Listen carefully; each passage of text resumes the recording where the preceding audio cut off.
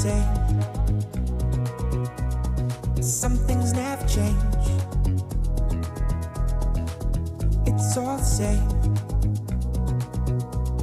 Some things never change. It's all the same. Some things never change. I couldn't stop and say no. It's all the same. You won't take the blame, even when you are blowing up. Oh my, you're my broken heart. Nobody's gonna save enough. Oh my, you're my broken heart. So come on, let me show you how. Oh my, you're my broken heart. Nobody's gonna save enough. Oh my, you're my broken heart. So come on, let me show you how.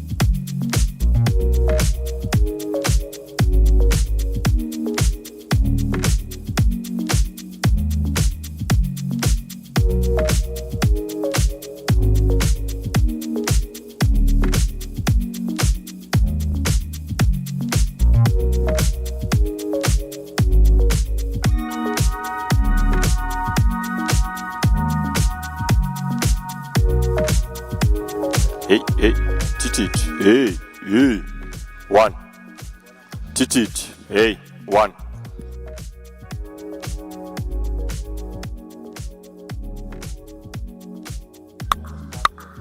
Institute. Hey. Institute. Hey, one. Hey. Hey, hey, hey, hey. 1, 2, hey.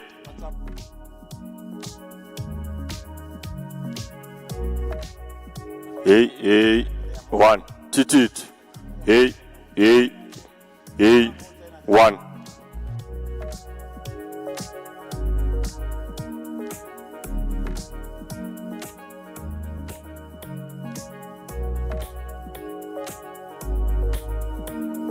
One, two, hey, hey, hey, hey, hey, hey, hey, 1, hey, hey, hey, hey. Hey, 1, hey.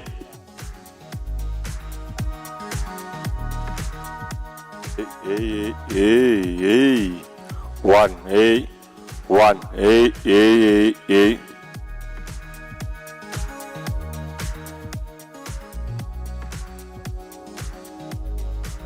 Hey, hey, 1, 2, hey, hey, hey. Tut, hey. Hey, hey, 1, hey. 1, hey, hey, hey. 1, hey.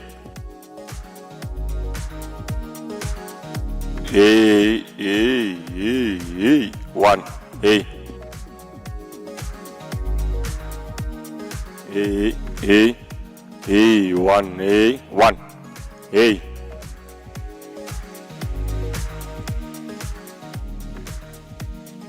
Hey. 1, institute. Hey, 1. 1.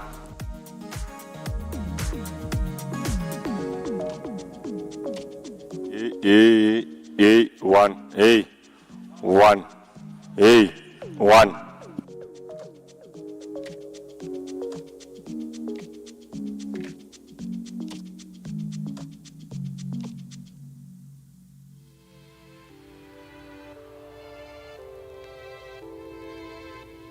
Hey, 1, hey, tut.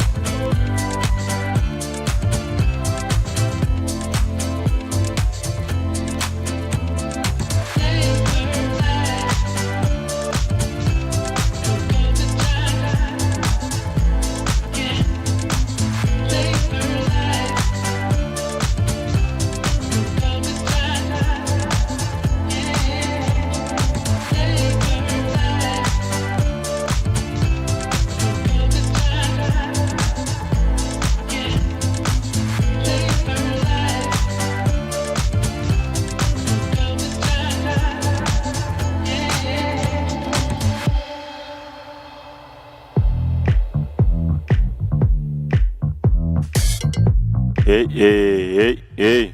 Hey, hey, hey. Titit.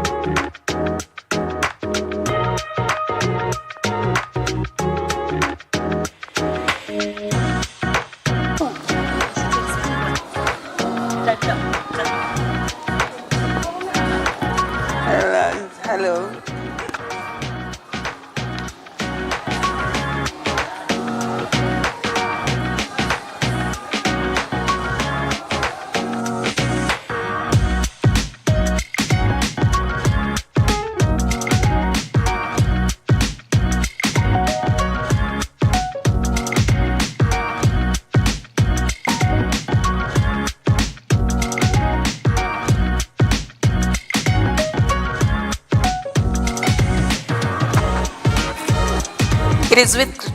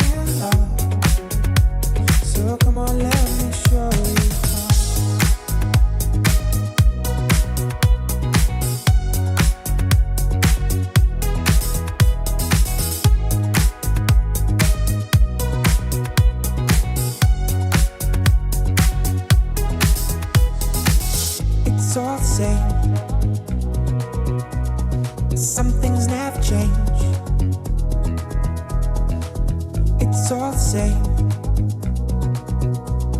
Some things never change. It's all the same. Some things never change. I couldn't stop and say no. It's all the same. You won't take the blame, even when you are blowing up. Oh my, you're my broken love. Nobody's gonna save enough. Oh my, you're my broken love. So come on, let me show you how. Oh my, you're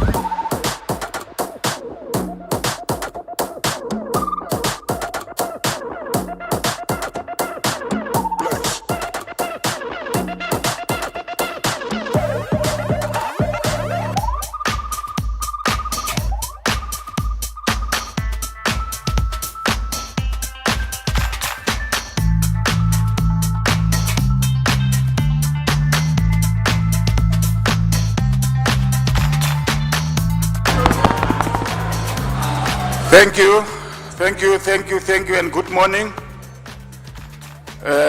My name is Jabu Mbalula. I'm the MEC for Community Safety, Roads and Transport in the Free State.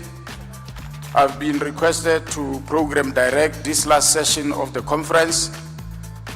And so as we get ready to start, I would like to call the following people to come on stage. Kungabandi kakhulu kule ndawo ndingahlali ndodwa apha. Dr. Satu, Ms. Rentse Tembo, Bothwell Manakai, Buitumelo Mashilo, Dr. Hubert joined.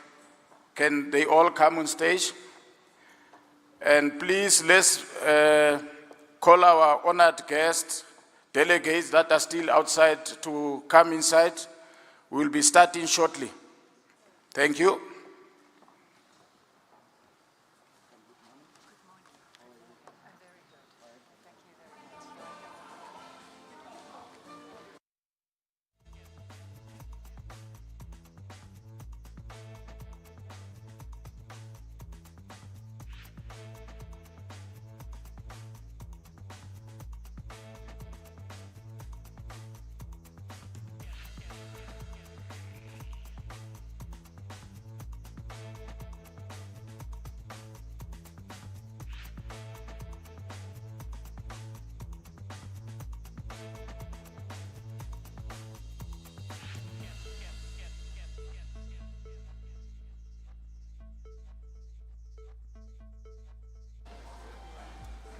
To also join on stage is Mr. Miguel Navarro Martin and Satish Sundarajan.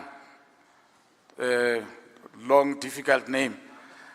Apologies if I pronounce it wrongly. But can they also join us on stage?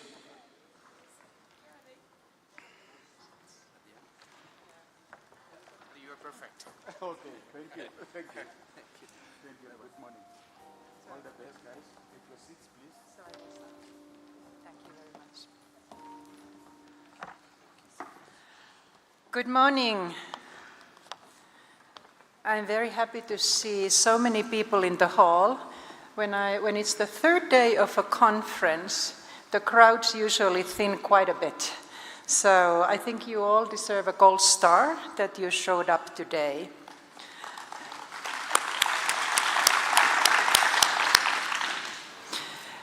So all the protocols are observed. We are not going to go through the formalities. My name is Satu Kähkönen, and I'm the World Bank's country director for Southern Africa, and I'm based here in lovely South Africa, and enjoy it a lot. Now, the past 2 days of this conference have been very work-filled, and you have focused on the achievement of national targets in each transport subsector. You have talked about ports, maritime, aviation, public transport, and digitalization. Now, the purpose of this final day of the conference is to answer a simple but also perhaps the most important question. And that question is, how will we finance the transport sector reform and upgrading? Where's the money going to come from? I'm sure you all want to do a lot, but there's that little thing which is called financing constraint. And as you all know, infrastructure is expensive. In the case of South Africa, the transport sector faces a significant financing gap, and that is due to fiscal constraints, high borrowing costs, and competing social priorities for very scarce government funding. And infrastructure needs at the same time in South Africa amount to about 5 to 6 trillion rand annually up to 2030. Although government commitments exceed 1 trillion rand for infrastructure in the next 3 years, and 402 billion rands are expected to be allocated to transport and logistics alone, a significant financing gap remains. And it is obvious that the government alone cannot cover that gap. And this is unfortunately the situation in most countries. We all wish that there was no budget constraint and there was plenty of money available for everything. But in light of this, it is now necessary to shift from a state-centered delivery model to a diversified, multi-sourced financing architecture for transport. South Africa's and many other countries' transport sector has underutilized private capital and expertise, while at the same time international experience tells us that private capital and private expertise are essential in bridging the financing gap and accelerating as well infrastructure delivery. So we do need to get not just the public, not just the government, but also the private sector on board. Now, this session this morning proposes a diversified financing architecture, moving away from a government-centered model to one that mobilizes commercial and private finance at scale alongside public and development resources. So we need to tap different pots of money to try to fill the gaps that we have in the infrastructure on the African continent. Now, such a financing architecture could include a lot of things, and let me mention some. Obviously, it could include private sector participation, it could include blended finance with multilateral development banks, it could include guarantees from development finance institutions. It can include results-based and performance-linked public financing, diversification and broadening of domestic revenue sources, that's taxes, green and sustainability-linked financing for transport decarbonization, and it can also include asset monetization or recycling. So that is unlocking value from existing transport assets. So there are different options. And we are going to talk about many of these options this morning. But I do want to basically note one thing, that as we discuss different financing options, we need to remember that challenge is not just securing capital, but it's also creating sustainable revenue streams, strengthening governance, and maximizing operational efficiency. So we need to make sure that what we put in place is also operating most efficiently. These issues cannot be forgotten when we consider different options. Now, we will have 2 sessions today to answer that headline question: how we will finance the transport sector, how we will cover the financing gap. The first session will explore how to leverage different sources of funding. This includes institutional investors, sovereign wealth fund, pension funds, and other infrastructure funds. And I'm very pleased that 2 of my colleagues, Miguel Navarro and Satish Sundarajan from the World Bank, are here today, and they will give you an overview of latest global innovative financing models. I hope they will tell you something new, something that you have not heard of before. And after that, we will have a distinguished panel that will bring perspectives from different financial institutions. The panel will include representatives from leading commercial banks, international financial institutions, and the National Treasury. So, I hope that you will enjoy these sessions, and I hope that you will also participate in discussions. Please grill the speakers, please grill the panel. you will have an opportunity to ask questions. So thank you very much and enjoy this morning session. Thank you.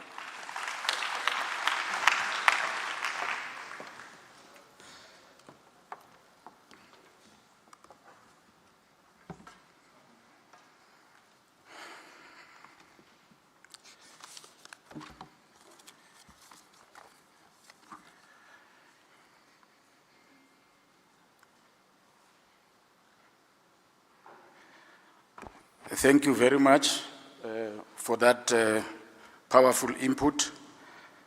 When I greeted you, I should also proceed to make my opening remarks as a program director. So, after which the speaker that has just left the podium should have come. But I do not think that's a train smash.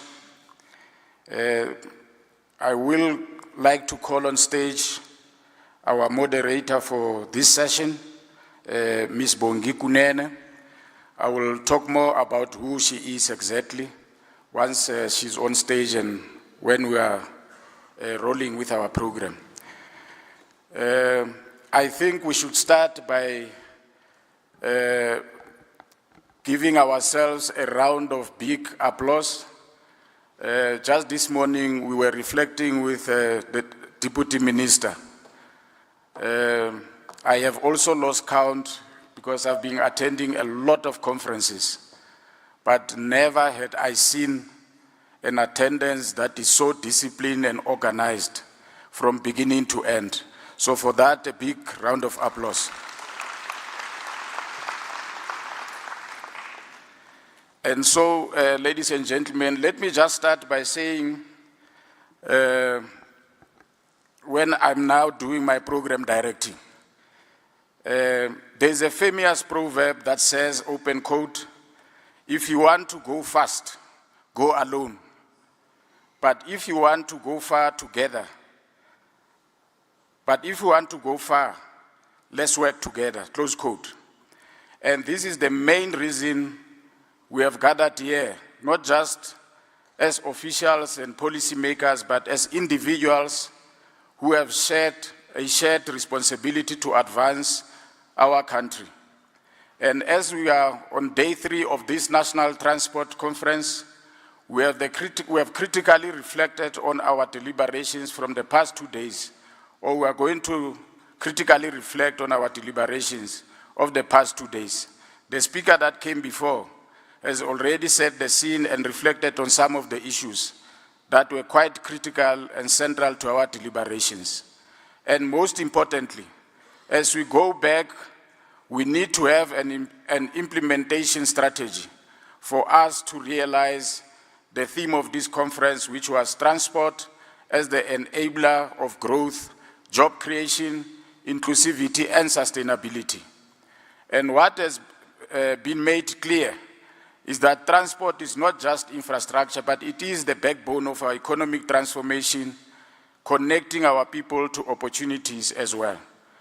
We have been inspired by the words of His Excellency President Cyril Ramaphosa's soaring keynote address, which stated that growth stalls when our transport systems are inefficient and the country thrives when they work well. He then also made it clear that we must do more than work together, and we should break away from this trend, or from a trend of working in silos, and build a new era of working together as government, business, labor, and the entirety of Africa. His demand for Transport Council was made much more than just a call, but it was a clear statement that the future of transport in South Africa would be founded on the principles of collaboration and shared responsibility.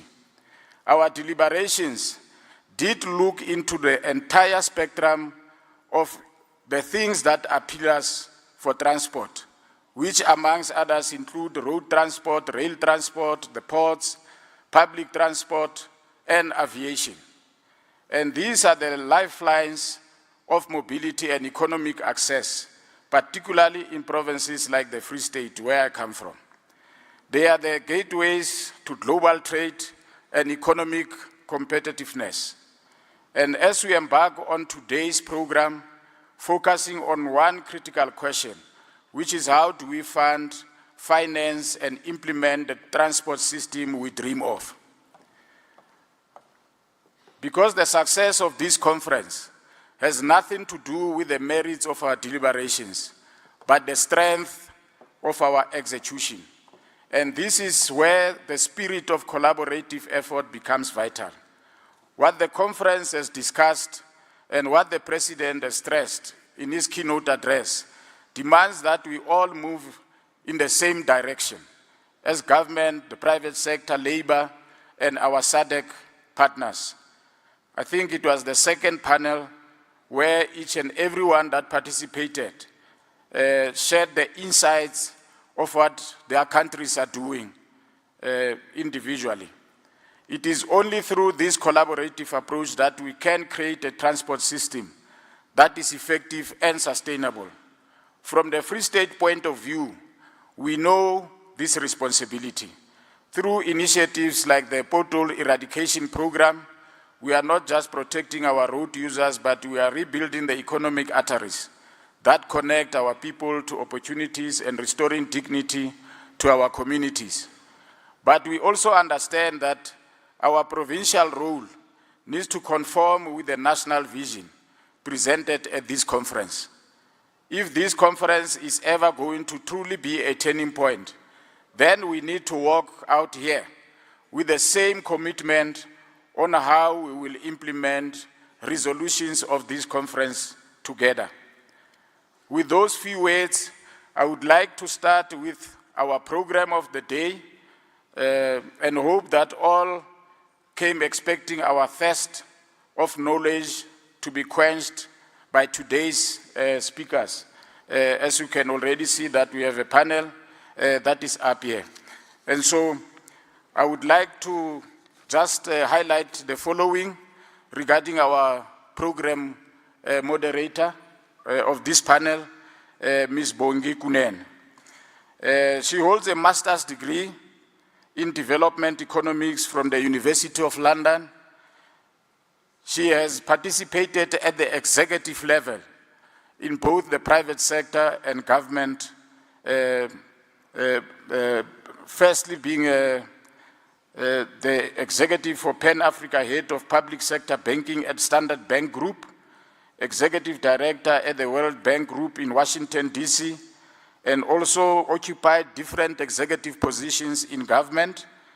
And I introduce to you the moderator for this session, Ms. Bongi Kunene.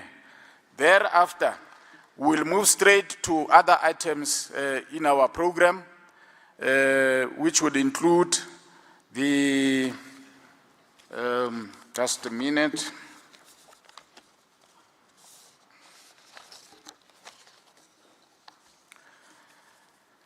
Which will include the reading out of the conference declaration, immediately after which the Deputy Minister would talk to us by giving his closing remarks. Thank you very much, ladies and gentlemen, and a round of applause for me. Thank you.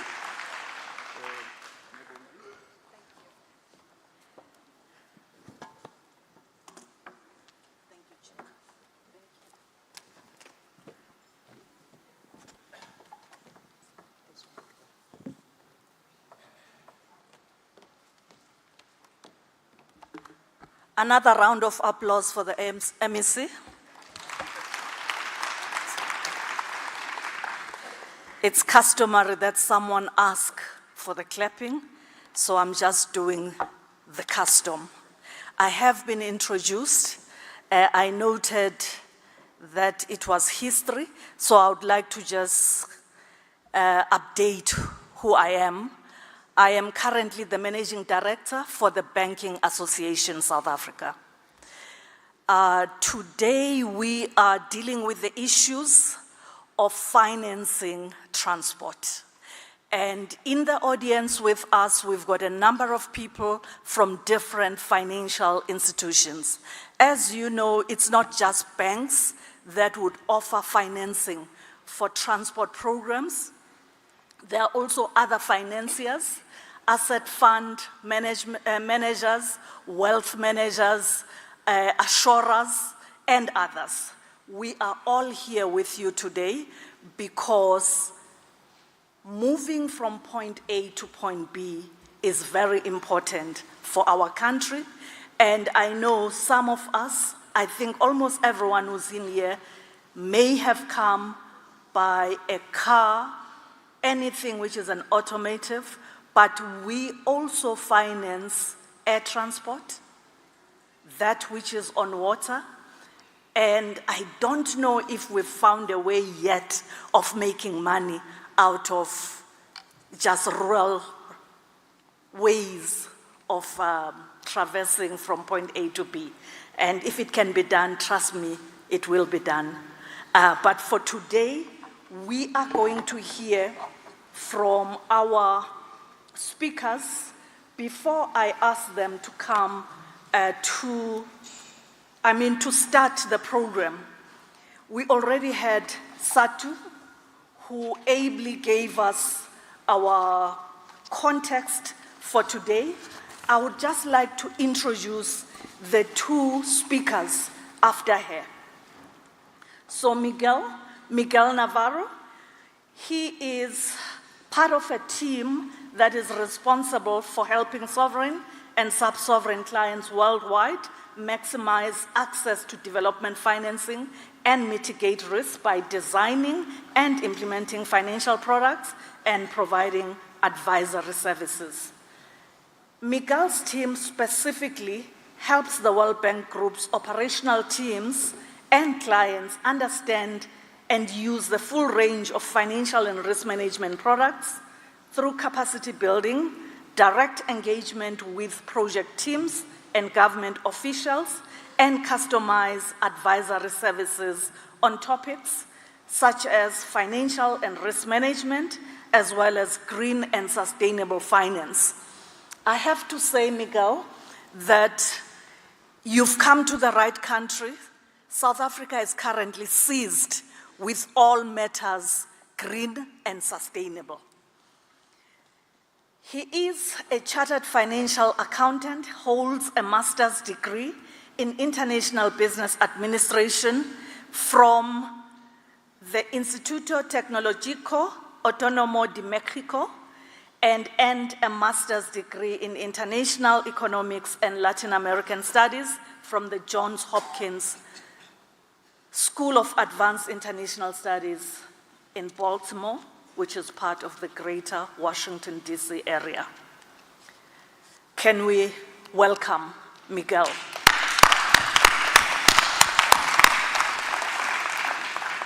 Miguel, over to you. Thank you so much.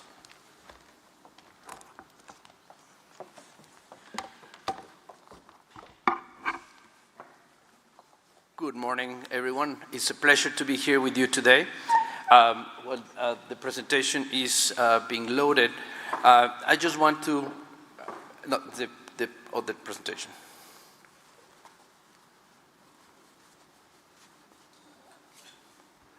While they are loading the presentation, let me just start by saying that, something that you have been hearing for the past 2 days, which is that South Africa has a deep pool of long-term domestic savings and sophisticated financial markets, but infrastructure allocation remains constrained because of the risk, because of the lack of pipeline quality, and the structure of transactions that need to be marketable for the different institutions that are represented here today for them to actually invest in them.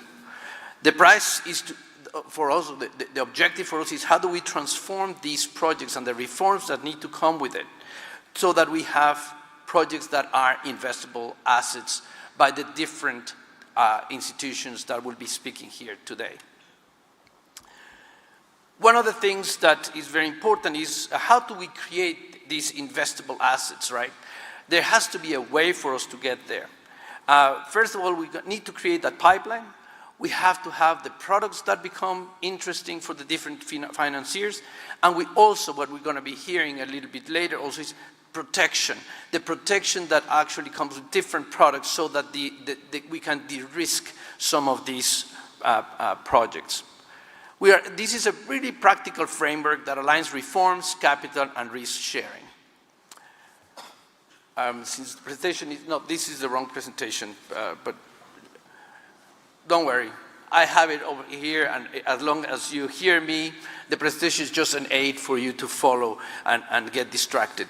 Anyway, let's talk about pipelines, right? How do we create credible investable transport projects? Investors will buy projects that have predictable cash flows, that have clear governance, and credible counterparts. That's very important. These has to be, these projects are ready or will be considered to be ready when we have realistic demands, the revenue and assumptions are correct. There is, particularly in every single country, a robust procurement and contracted management system, that tariffs are clear, that the frameworks, fee frameworks and others, things like enforceable performance regulatory regimes are in place. And that is actually the first step towards creating this pipeline. Second is, how do we create these products? And here is the most important part of the presentation that I want to make to you, which is how do we match the funding sources to the right transport investment products? Let's take a look at the different pools of capital that we have available. Sad already made mention to many of them, but let's look and dissect by each segment what these are. So we talk, for example, about institutional investors, which include asset managers and insurance. What do these want? What do they want? They want scale, right? They also want to make sure that there is enough liquidity so they can move these assets around. They want predictable cash flow, so when you're making your assumptions, to make sure that you have taken into consideration everything that may or break or make a deal. They want credible disclosure and reporting of the investments that they have made. What products will work better for them? And here we make a mention of, for example, project bonds, infrastructure bonds. And it's clear, as you mentioned in your remarks at the beginning when introducing me, also includes thematic and sustainable bonds. In this day and age, these are two types of bonds that are in high demand by investors. Why? Because we are trying to green our planet. So the more green and sustainable these transport projects that you are going to be engaging in are, the better are going to be for the environment and the overall world. So next one, we're going to be seeing that there are also pension funds. We all have those in the country. What are they looking for? In their particular case, they're looking for long duration. As you know, these pension investments are, we start putting money into our pensions since the day one that we start working, and then 30 or 40 years after, that's when we're actually going to start receiving those benefits. So we need long-term investments. For these, most of what products work for this type of investors is investment-grade style infrastructure debt, enhanced with one of the themes of the presentation that you're going to hear later is with guarantees. Pool vehicles with strong governance, and some of them that are, some of these companies would prefer to start small with debt guaranteed instruments, and then they will move to riskier assets once they actually get to know you. So it is also a matter of when you start, think of the different steps that it will take for you to start small and then move it into larger scale. Other type of investor will be sovereign wealth funds, both that, and public and long-term pools. Here is what they want in principle, again, long-term linked pools to anchor deals and crowd in others. This is super important, particularly for the sovereign wealth funds. They will be the anchor investor here in the country, let's say, and they will be actually bringing in the private sector. Once they are in there, they know that there is going to be a quality asset that will come out of that. So, and they will also be providing first losses and capital, catalytic capital. So when they invest, they bring co-investors with them, and that's actually how we crowd in larger pools. Another group of investors is infrastructure funds, both domestic and global.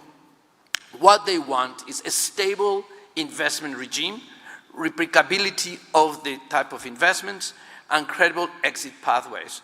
What products work for them is the PPPs in equity and long-term debt with predictable risk allocation, platform approaches such as multiple assets under one government finance umbrella, co-investment frameworks, and others.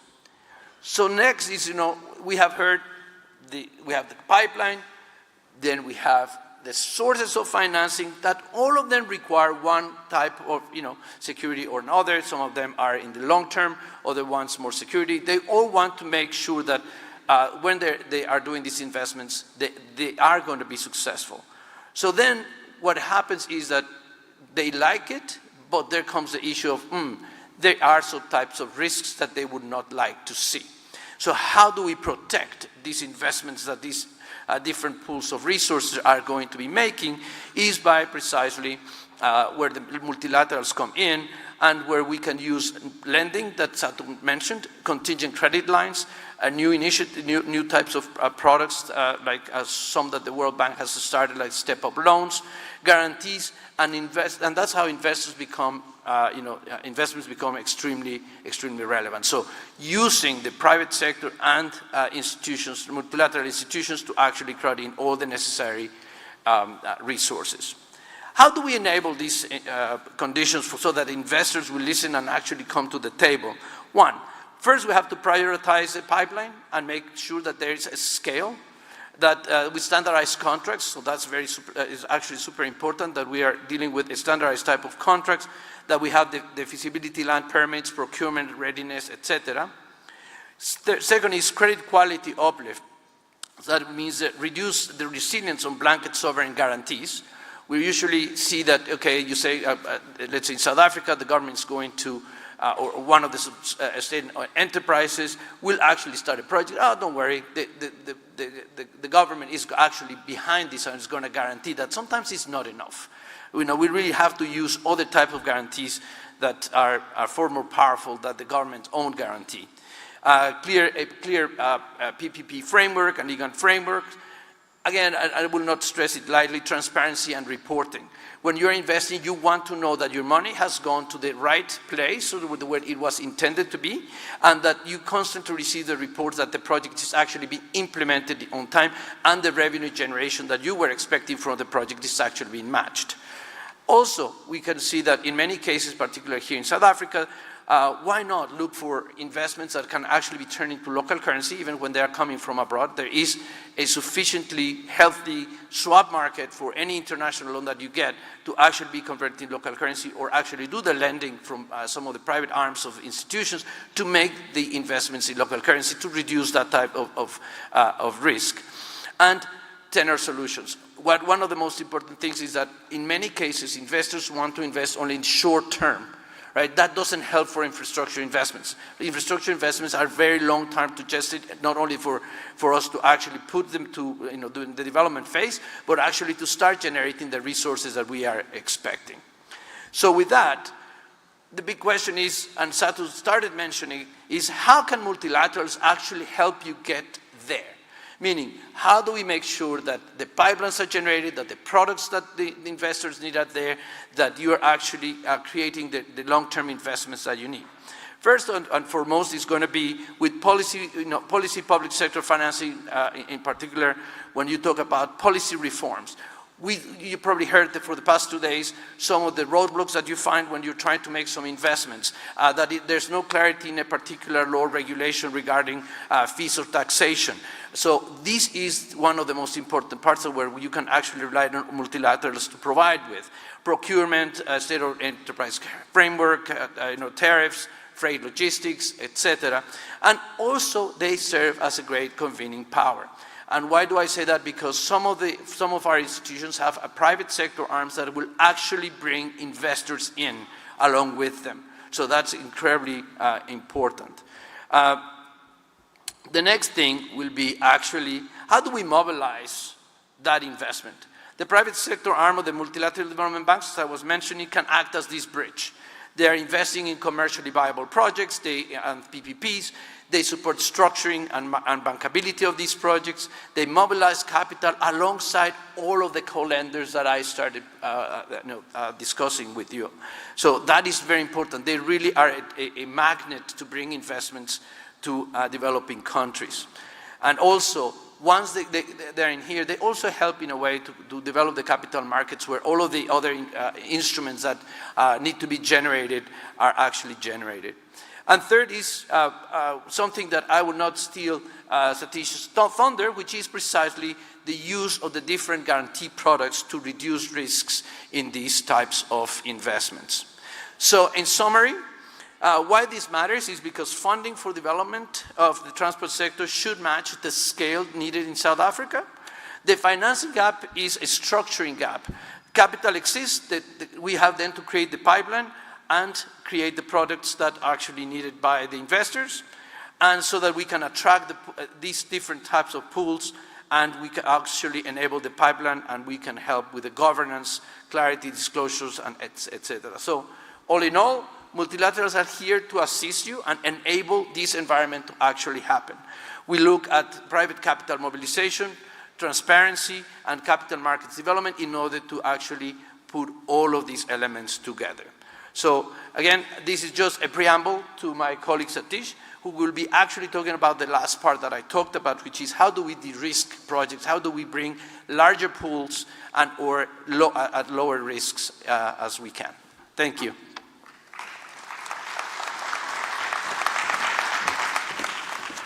Thank you so much, Miguel. Before I call Satish and introduce him properly, I just want to deposit with you a summary. What Miguel has just spoken about, it's how do you solve for the structuring gap.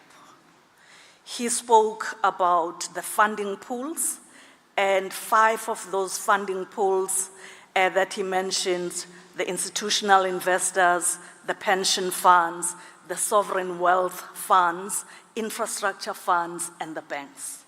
He spoke about the products.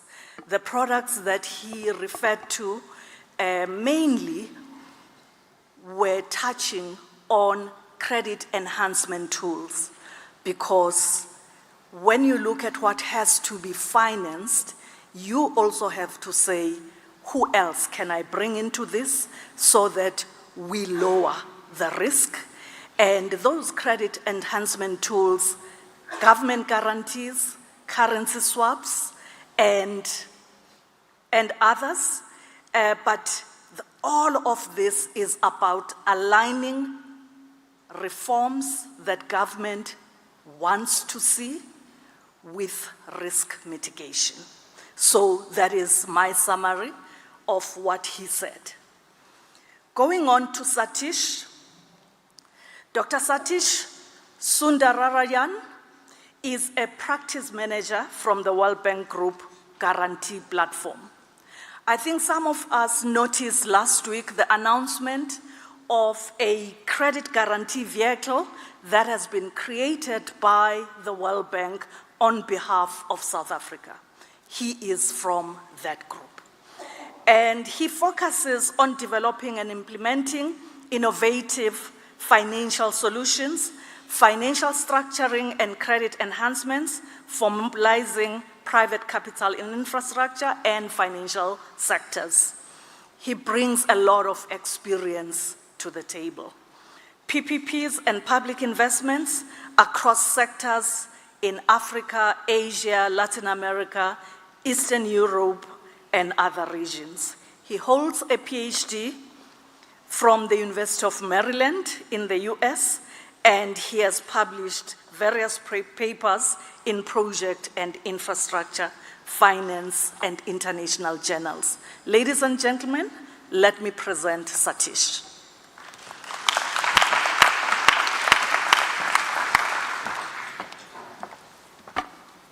Good morning, everyone. Thank you, Ms.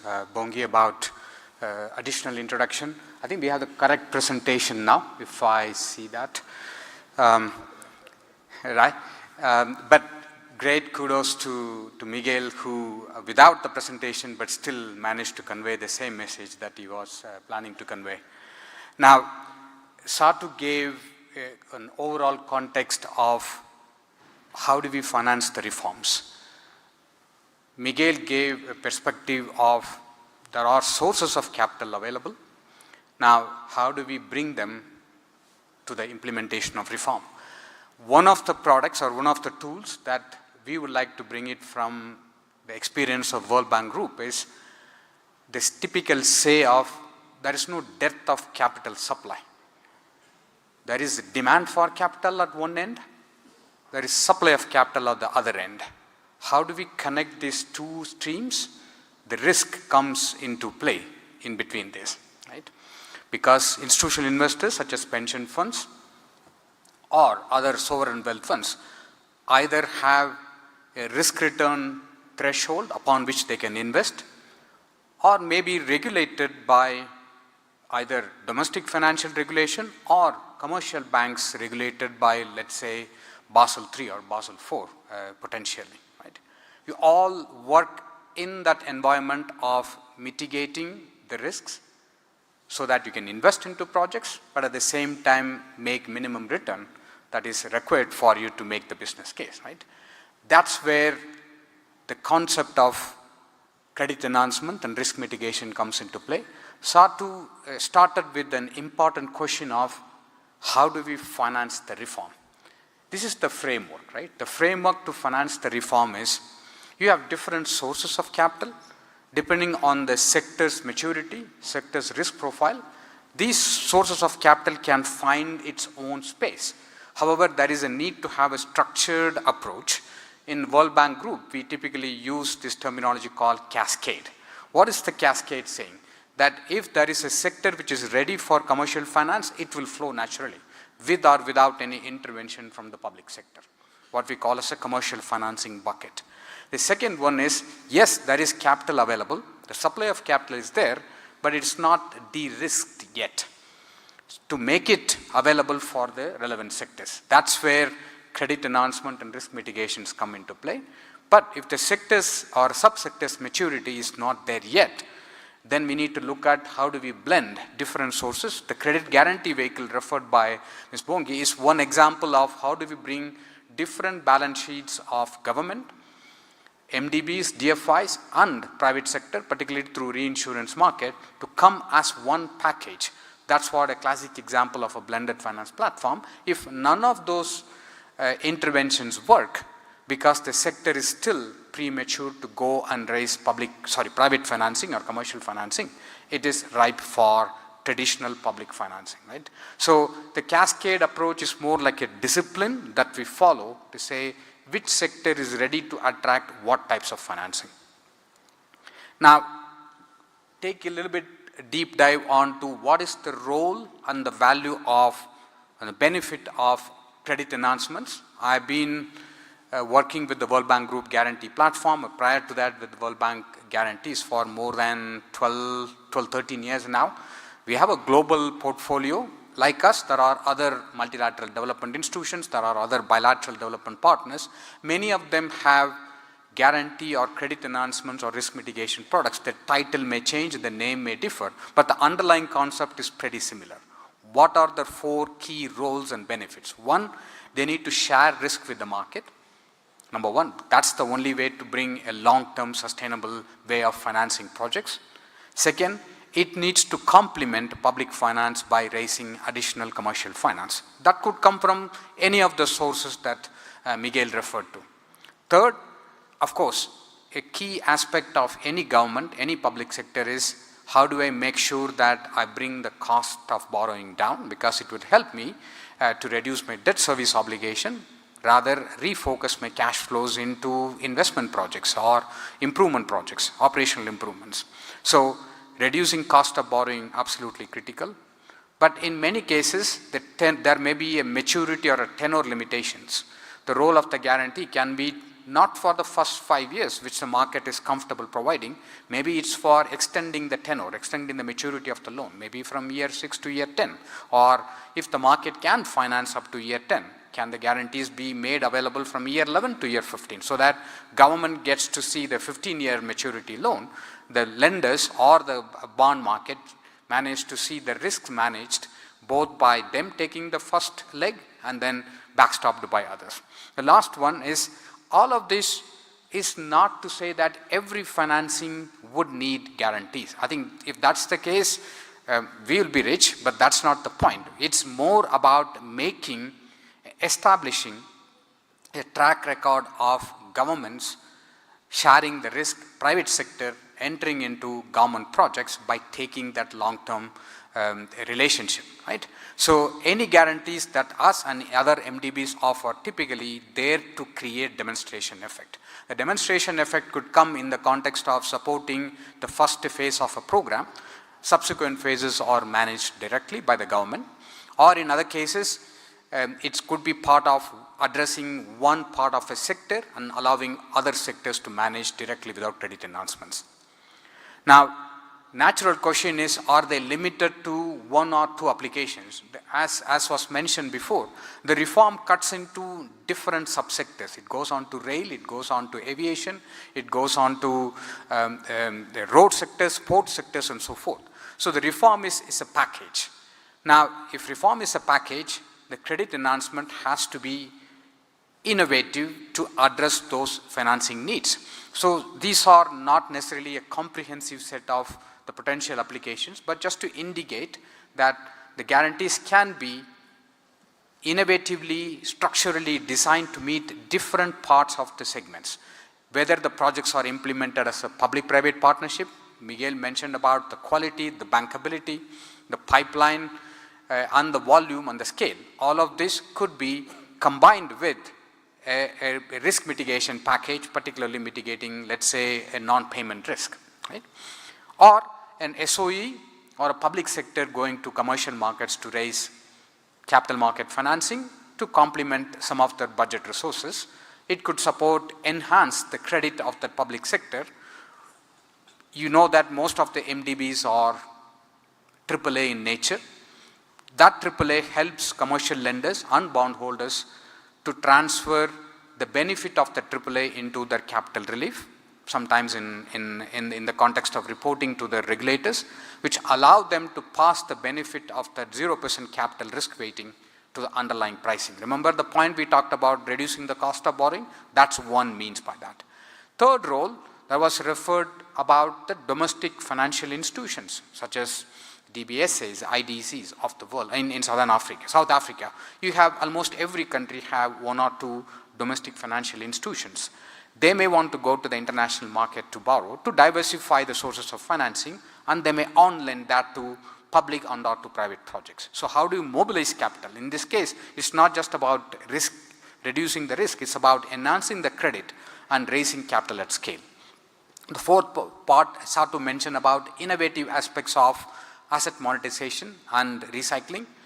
Global experience such as Mexico's, India's, Indonesia's, Uruguay's, they all extract value from their existing assets by monetizing them and or recycling the credit out of that so that they can reinvest those proceeds into new capex. So instead of borrowing for new capex, you are extracting the value from existing assets. That's asset monetization and recycling by securitizing, let's say, future revenues from that. There could be toll revenues, there could be port revenues, and so forth.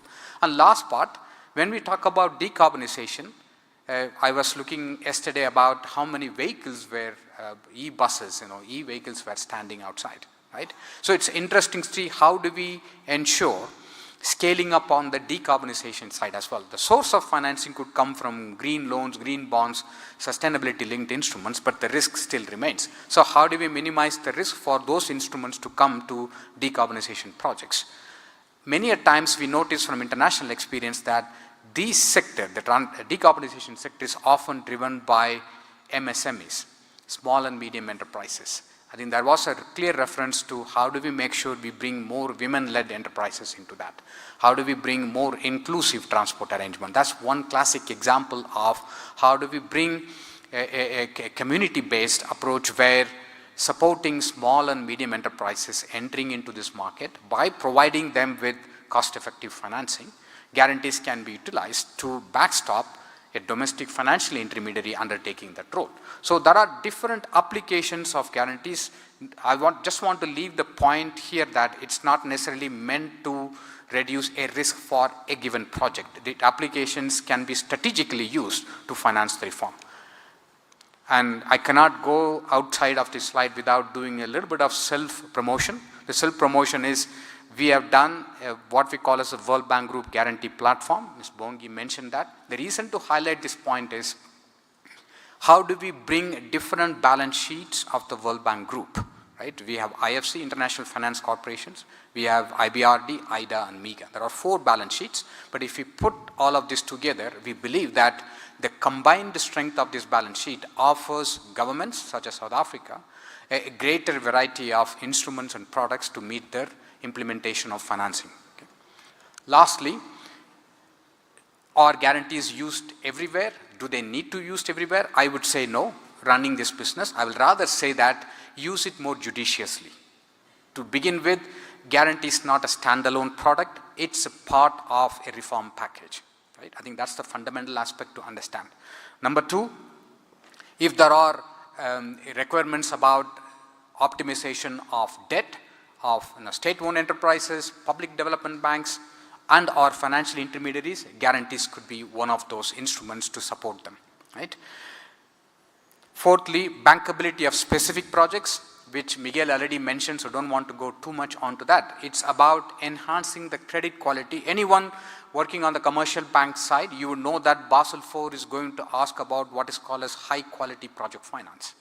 How do you determine what a high quality project finance is? If it is combined with risk mitigation, credit enhancement with some MDBs such as us, i.e. which is AAA in nature, you get to have the capital risk weighting reduced as a result of that. Okay?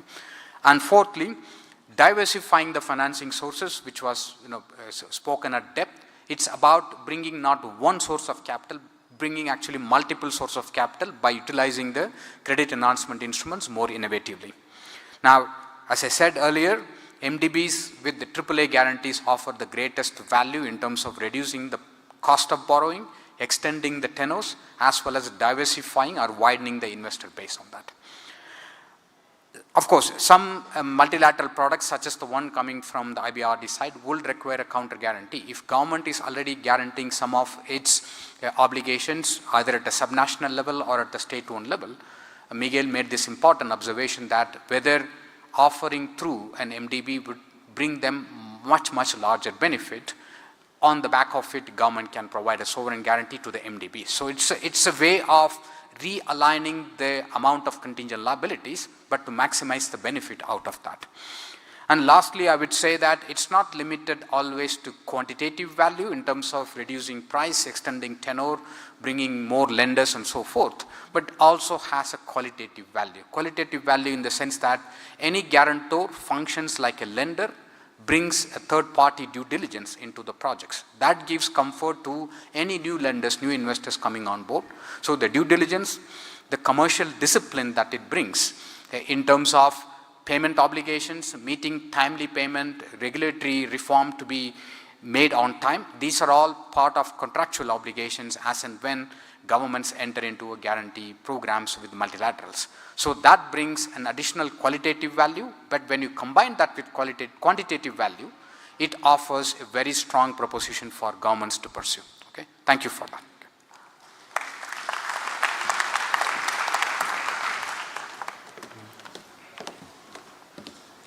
I would like to give an opportunity to everyone in the room. Just 3 questions, please. I'm going to go 1, 2, 3. The speakers have given us a lot to think about. And are there any questions from ourselves? From this side? Yes, please. I will repeat your question because you don't have a mic. The mic is coming to you.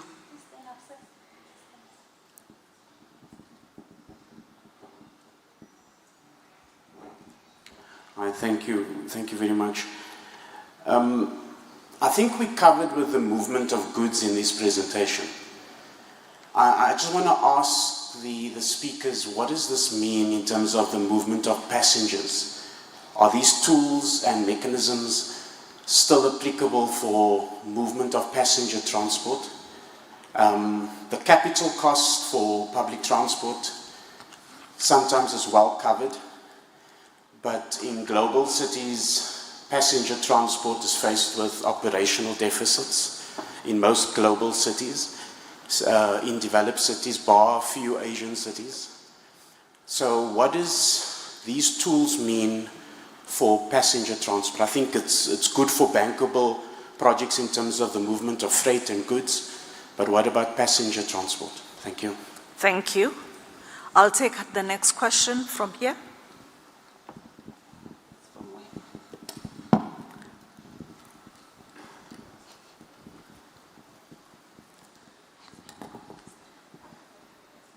Good morning, everyone. Morning. Thank you for the presentation. My name is Sbo Vilakazi. I'm a member of parliament on this portfolio committee. And I have to start by saying that I definitely do appreciate the need to close the funding gap that has been spoken about, and that's been the subject really of much of this conference so far as I have been able to establish. And there's a dire need. I accept that there's a dire need for this. I have just a set of questions. I wasn't sure. I'm trying to look at the program to see whether these questions will get answered as we move along, but I don't want to miss the opportunity in case they're not answered. So I'll start with MEC maybe as someone that represents local interests. My fear as a legislator and a representative of a constituency is that these big large-scale projects often tend to leave the citizens behind. And the technocrats and even the politicians speak and they agree with each other, but they leave the citizens behind. And one of the other things that we see is often there is a lack of a clear justification as to why this project, why this model of delivery, why this model of financing. And so I'm just keen to find out from within the department, maybe the MEC can clarify for us, how is this being addressed? How is this being addressed, and is it something that is considered within all these models that we're hearing about here? And then my the colleagues from the World Bank, I think from my point of view as a parliamentarian, I can't turn a blind eye to the dangers of international funding by IFIs, international financial institutions. And in fact, it's not just international financial institutions alone. We've seen examples, for example, such as the ETOL here. It wasn't directly funded by those institutions, it was through borrowing. But still, these kinds of projects can have detrimental impact on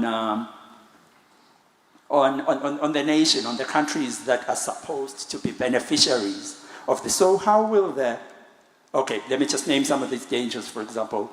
The conditions stated take away parliamentary policy autonomy because they stipulate certain actions and policy positions that ought to be taken by government. There's the danger. We were recently celebrating the stabilization in the national debt. And the trajectory that we anticipate is it going down as a percentage of GDP. But all these massive projects have the danger of changing the trajectory in a negative sense. And so also cost recovery is very often passed on to citizens through increased road levies, tolls, and those kinds of things in transport-related projects. So my question to you is, how do you see these being addressed in South Africa so that the benefit really does accrue to us and we don't find ourselves regretting the fact that we had to turn to international financial institutions? Thank you, ma'am. Thank you very much, Mr. Vilakazi. Last question from that side.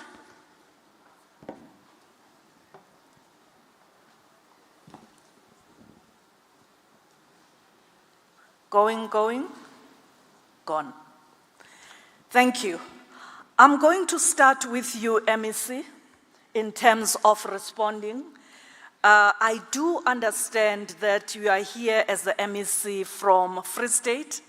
The question that has been posed covers all the 9 provinces, the national department, all the entities. Please, over to you. I thought I'm just program directing. We are the Kubura Mshegas. No, but let me say that there is provision that is there in law, and I believe also in our consciousness, in how we can, in our efforts of building roads, we can make sure that there's community participation. Now, that provision is in 2 ways. Firstly, is that 30% of all road construction projects must be invested in specific groups, and that is defined in percentages. The second point is that the law also allows for a certain percentage to be reinvested in social infrastructure. Of course, that has to be done in collaboration with local leadership. By that, I mean municipalities and other organized formations. And lastly, there's also direct interactions that we normally have with communities, especially on selection of laborers on road construction. And that's what we are doing in the Free State. If I knew that there were questions that were going to be put to me, I would have come much more prepared. So I was just program directing. And this is what I can say in relation to how do we ensure that we do not leave communities behind. Thank you.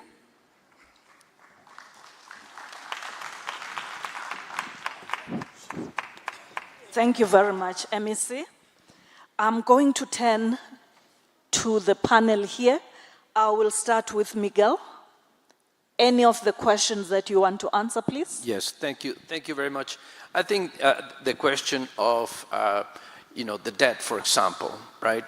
I think we need to, one, I totally agree with you that a stable debt and actually a debt that is going down is the best solution for a country. However, when you look at these large investments that are needed in the transport sector, I would like to divide them into 2. These large-scale projects that will actually generate resources because they're helping, let's say, South Africa mobilize more goods to export, therefore generating revenue for the country and therefore increasing your GDP. That if you increase your GDP and you increase your debt in the same percentage, you're still leveled. You're still at the same percentage as of GDP. So it is not hurting your economy. There are going to be other projects that are more socially driven. When you build roads to connect communities to schools so that people don't have to walk to get to school, where you have to make this to allow the population, let's say from the suburbs, to be able to come to Johannesburg to work.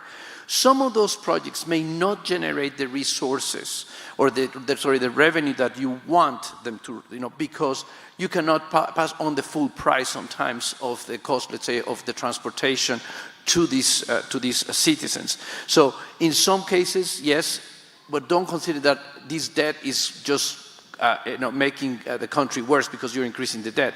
On the contrary, you're actually increasing the availability of sources of education, work to some of your citizens that otherwise will be marginalized and not contributing to the wealth of the country at this moment or in the future. So when we talk about this, we have to be very careful saying what is good debt and what is bad debt. And I think when you are allowing your citizens to actually go to school, go to where the source of income is going to be, is an investment well done.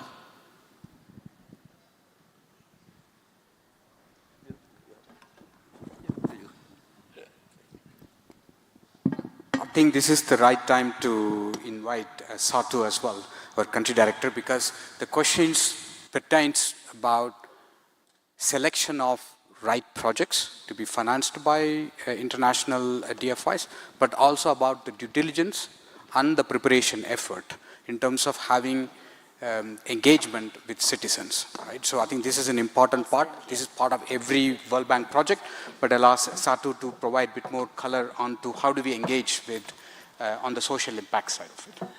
Thank you, Satesh, and thank you, my friend in the Parliament, for the question. My colleague Miguel already started responding to that. Of course, I was sad to hear that you think that multilateral development bank operations are hurting the countries. That is definitely not the intention.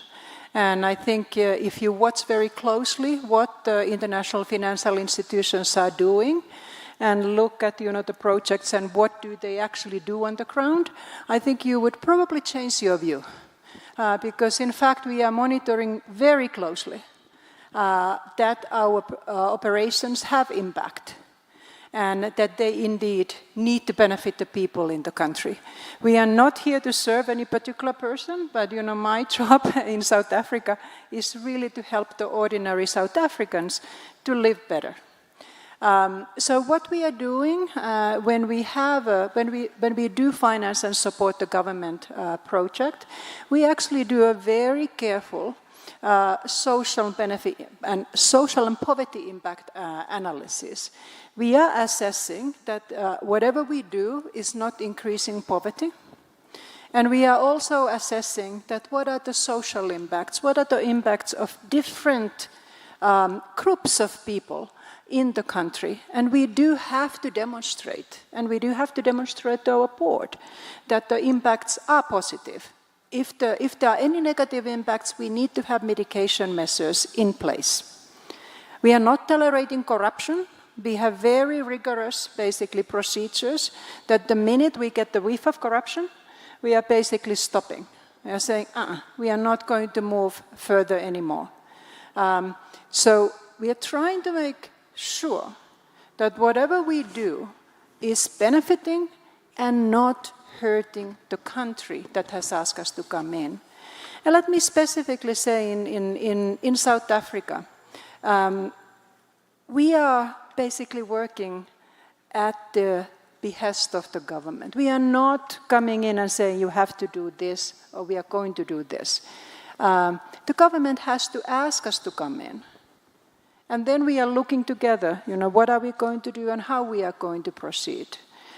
We don't have conditions. I mean, you're probably talking what was the situation in 70s and 80s. We are supporting, in particular in an upper middle income country like South Africa, we are supporting what is the government's program, what is it that the government is doing, and then we are building our support on that one. Now, obviously, when we talk about the cost recovery, if you are going to the commercial banks to get funding, they are, as my colleagues already said in their presentations, everybody who comes and invests wants to make sure that they get their money back. Your government also wants to make sure when they are putting money and investing in something that is providing eventually then the benefits and the money gets the return. And it's the same then with us, because it's the responsibility, our responsibility for the country to make sure that the country is better off after we have done our support and not worse off. We need to make sure if we support transport that it's done in the best possible way and it's indeed providing then the economic returns. We also do economic rate of return calculations. So it's rigorous what we do, and we're trying to minimize any harm in any operations that we do. And I do have to say one final thing, because Miguel already referred to that. Our financing is highly concessional. So we also have to make sure that the country's debt remains sustainable, that we are not the ones who are basically causing debt crises in the country. We have a separate macro alien on a weekly basis, and all our operations are also assessed from the debt sustainability perspective. Basically, a lot of organizations, a lot of instances, a lot of departments today are actually engaged in quite high-cost debt, taking debt from different sources at the very high interest rates.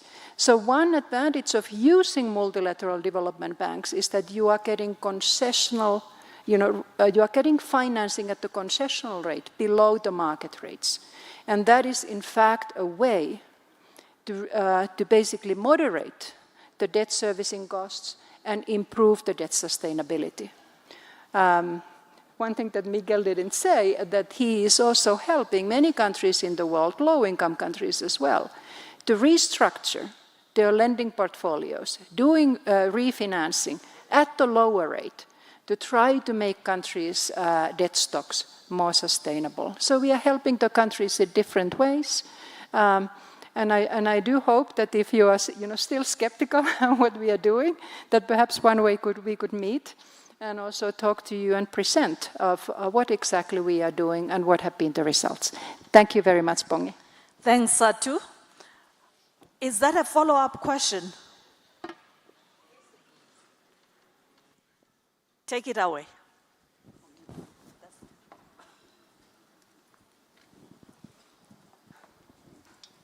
Sanborn. Yebo. At least the panel, there's a little bit of balance, but we need to just add extra female there. The optics don't look good. In any case, my name is Miss Selan Klapo. I am a patriotic South African. I love my country. We have worked with government towards the rail reform. And one of the reasons that we get ourselves to a certain stage comes from the blueprint of our constitution that gives government certain obligations.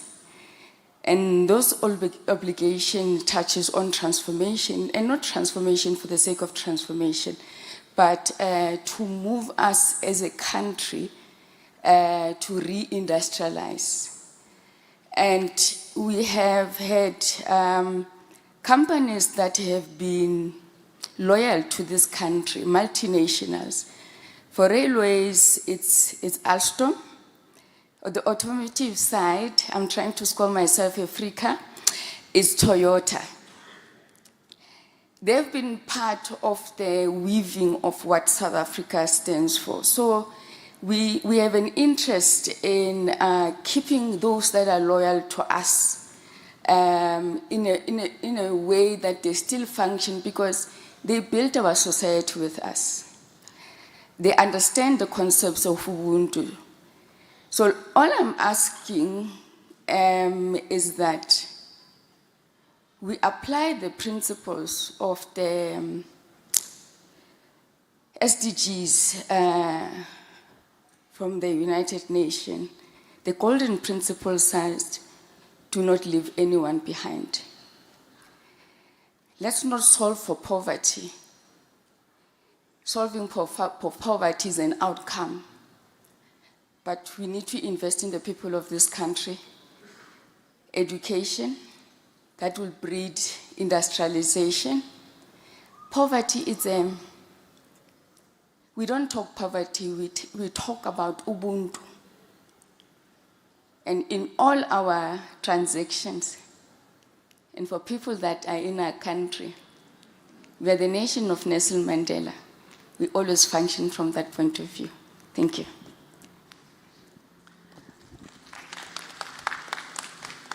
Thank you very much, Ms. Nhlapo Skegede. I don't think anyone can dispute what you've just said. It's Ubuntu all the way. After all, we are South African. Thank you for your observations and notes. Ladies and gentlemen, I propose, there's another question.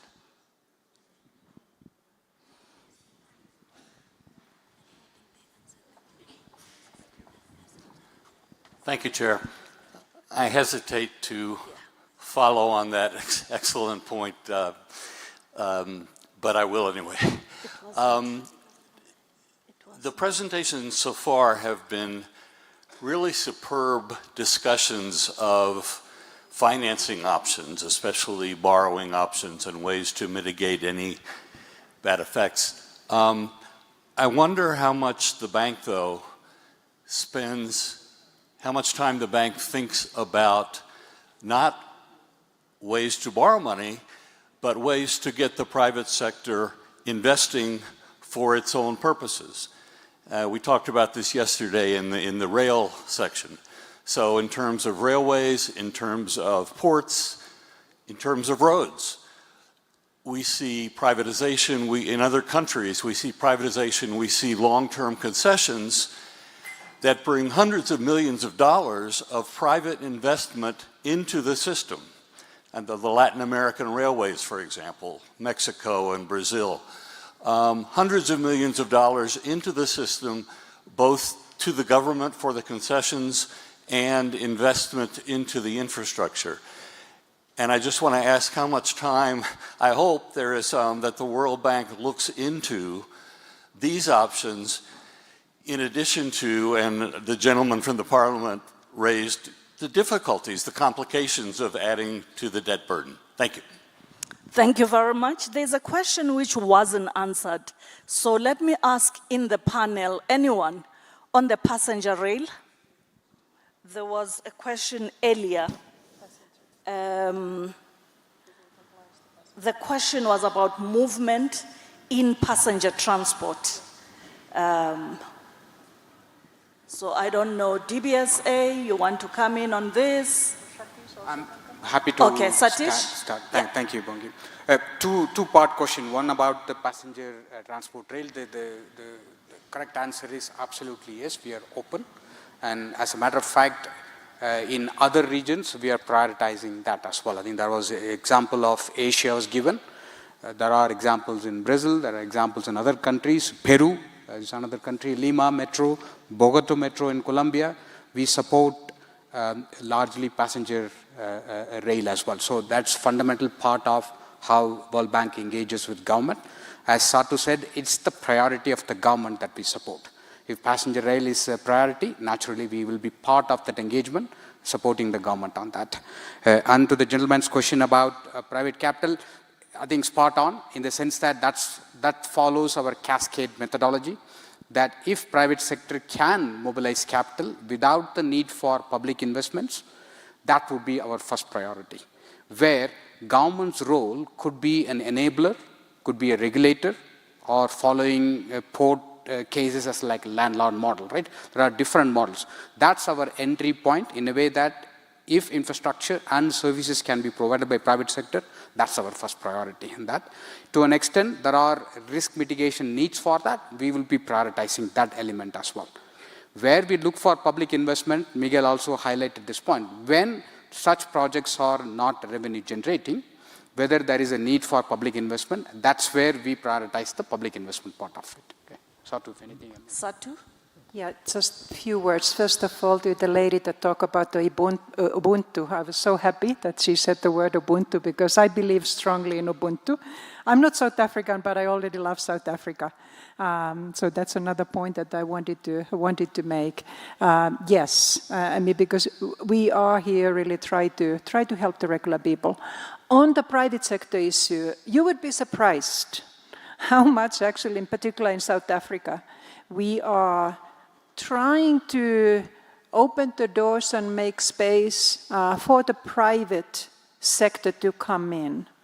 The credit guarantee vehicle that Bongi mentioned earlier is precisely intended to reduce the repayment risks for private investors to come in and finance basically infrastructure investments.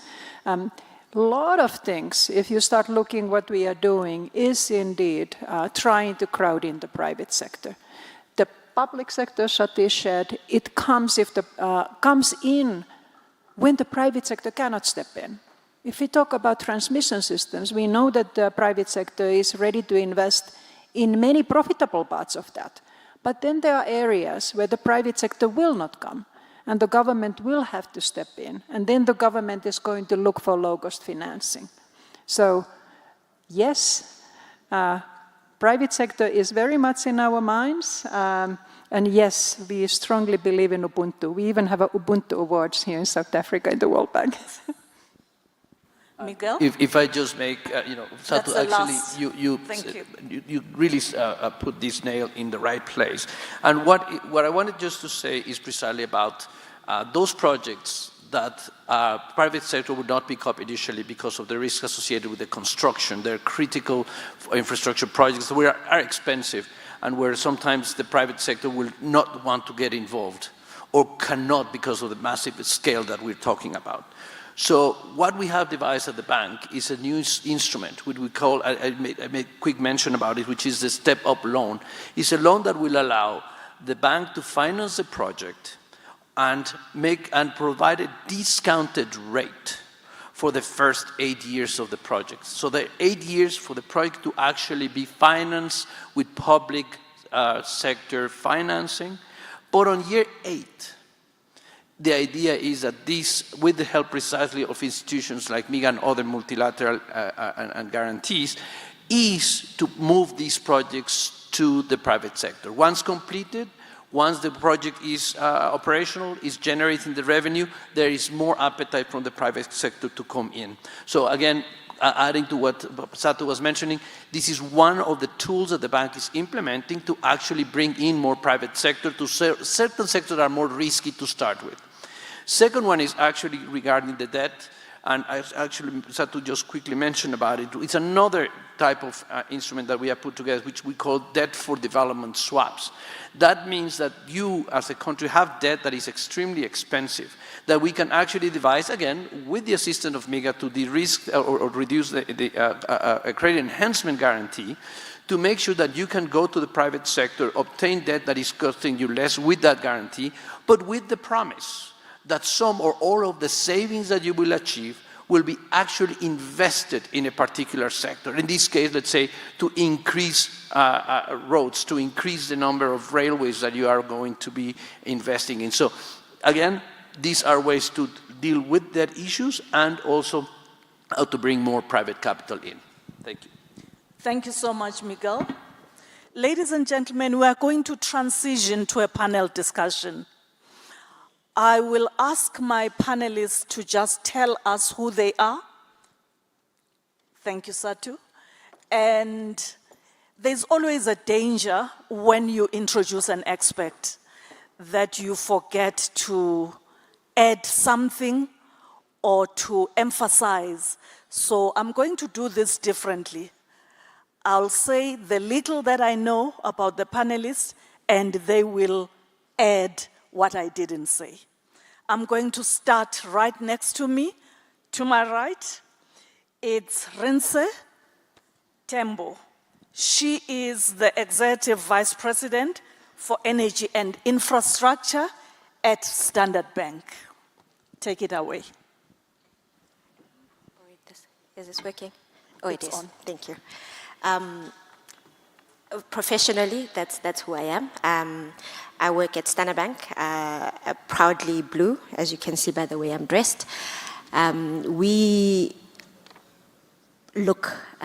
focus on South Africa and 20 plus countries across the continent.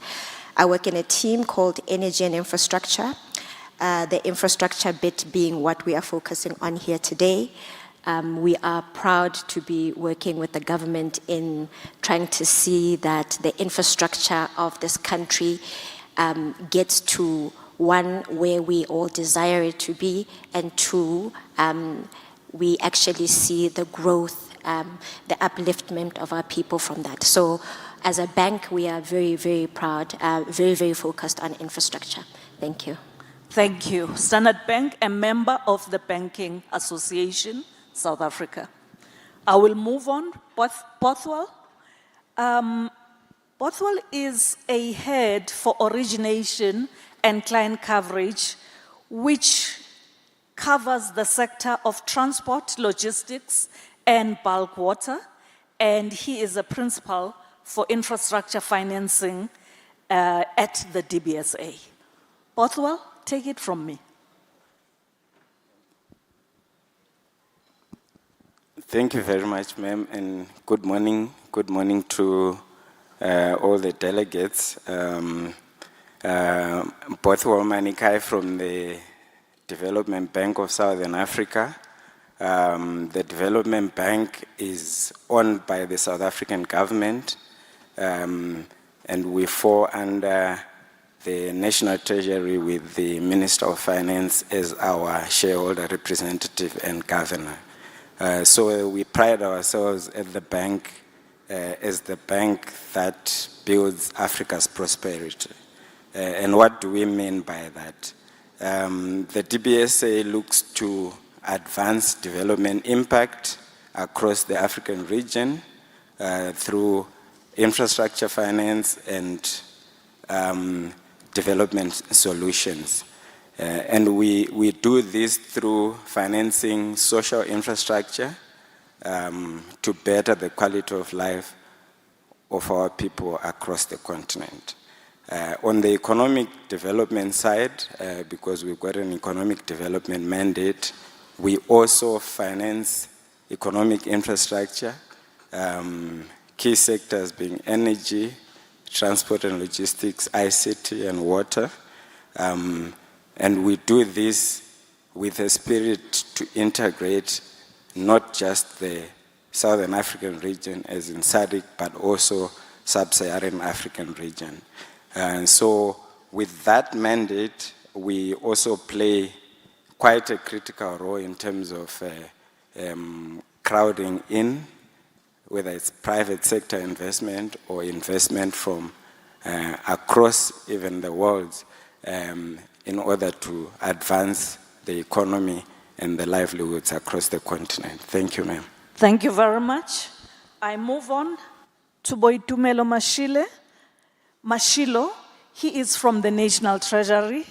He works with a part of National Treasury that offers infrastructure advisory services.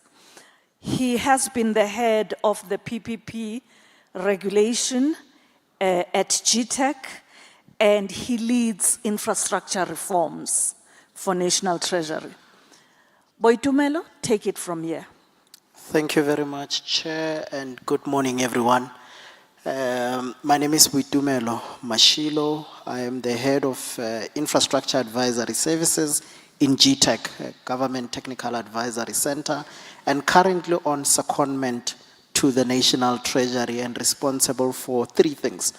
One is that I am responsible for establishing a fully fledged PPP regulator in line with the mandate of government to promote the uptake of PPPs. The second function that I'm responsible for is to lead several infrastructure reforms that are meant specifically to crowd in private sector participation, one of which is the budget facility for infrastructure.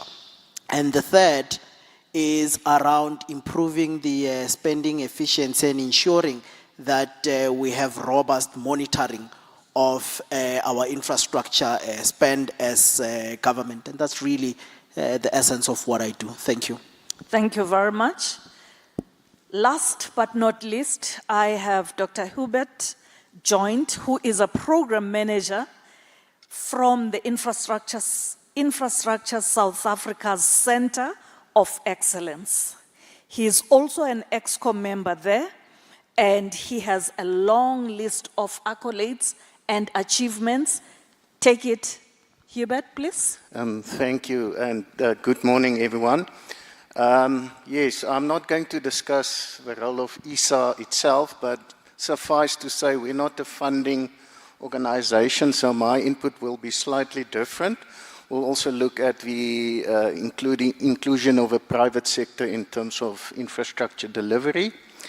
But from the Centre of Excellence, I always hear quite interesting and sometimes rude remarks that government cannot be a Centre of Excellence. We are here to prove the opposite.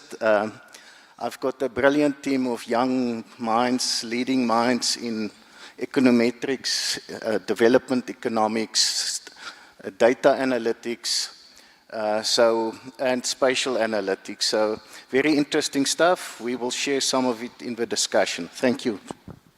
Thank you so much. He didn't include this, but he's also a transport economist. So it's out there for the record. I'm going to now go to the questions that have been prepared, and I'll be asking for some of them, all of you. For some of them, I'll ask one person to lead, and if there are additions, they will come from others. First question is to everybody. What role does your institution play in supporting transport projects and financing opportunities? I'm exempting the MEC and the two speakers from the World Bank from this question. Starting with you, Rinse. Thank you, Ms. Kunene. I think the simple answer, seeing that I'm from Standard Bank, is that we provide funding, right? But we actually do more than that. We like to see ourselves as an enabler and a partner. So in that, I want to delve into just a little bit more detail in that when you think about a bank generally, you think debt, right? But from where we are, we provide capital across the capital spectrum. So as Standard Bank as a group, and that would be Standard Bank, Stanlib, Liberty, which is a pension insurer. We look at transport as a key sector. We all know, and I think, you know, in the 3 days that we've been here, these discussions have been had, that these assets are capital intensive. They need a lot of money. They are long dated, and I think it was Satu who was mentioning how everybody has a part to play, right? So from a Standard Bank perspective, we do provide capital in the form of debt. We provide sub-debt. We provide funding to sponsors who might need equity. We've got group companies that actually look at providing equity, so they actually would take equity stakes in some of these projects. And then, of course, there's a pension fund. So these solutions all have a place. So we look at the risk associated with what the actual requirement is. And I think that it was the World Bank gentlemen who were talking about not everything is, can be just put across. There is what senior debt can do. There is what equity is expected to do in these sort of transactions. So we see ourselves firstly as a provider of capital. We see ourselves as a financial advisor and arranger, and that means we actually put transactions together. So we would work with actual sponsors to advise and to structure the projects that are there. We are further a catalyst for crowding in investment. So what I mean by that is that these projects are often seen as quite risky. And when you have a bank like Standard Bank participating in there, we see ourselves as one of those people, or I suppose one of those institutions that can actually unlock confidence. So when you have a Standard Bank or any other commercial bank, I suppose for that matter, when you have a bank like Standard Bank coming into a project early in the process, I'm not talking early as in early prep, but early in taking a significant amount of debt, anchoring the transaction, underwriting the debt, pulling in different parties, that actually is an unlocker of confidence. It says and it signals to the market that we believe in this transaction, and therefore, it is prudent or it's not as risky to follow on. Risk mitigation is a very big one, but there, we can get into a little bit more detail later, but I think this has been adequately covered, that risk needs to be allocated to those best to serve it. importantly, lastly, but importantly, we see ourselves as a partner to sponsors, a partner to clients, and very, very importantly, a partner to the National Department of Transport. What we have done recently is we've engaged on all of the issues that we need to engage on. The issue that everybody brings up about projects and about why projects are not moving and why projects are not being funded and why projects is that they are simply not bankable. That's the song that goes on about these large projects. What we are trying to do as Standard Bank is participate early on in these transactions, so that we help shape, we help structure, so that when these transactions actually do come to market, they are what we consider bankable. They are what we believe that the private sector, and there's been quite a lot of mention about the private sector and their participation.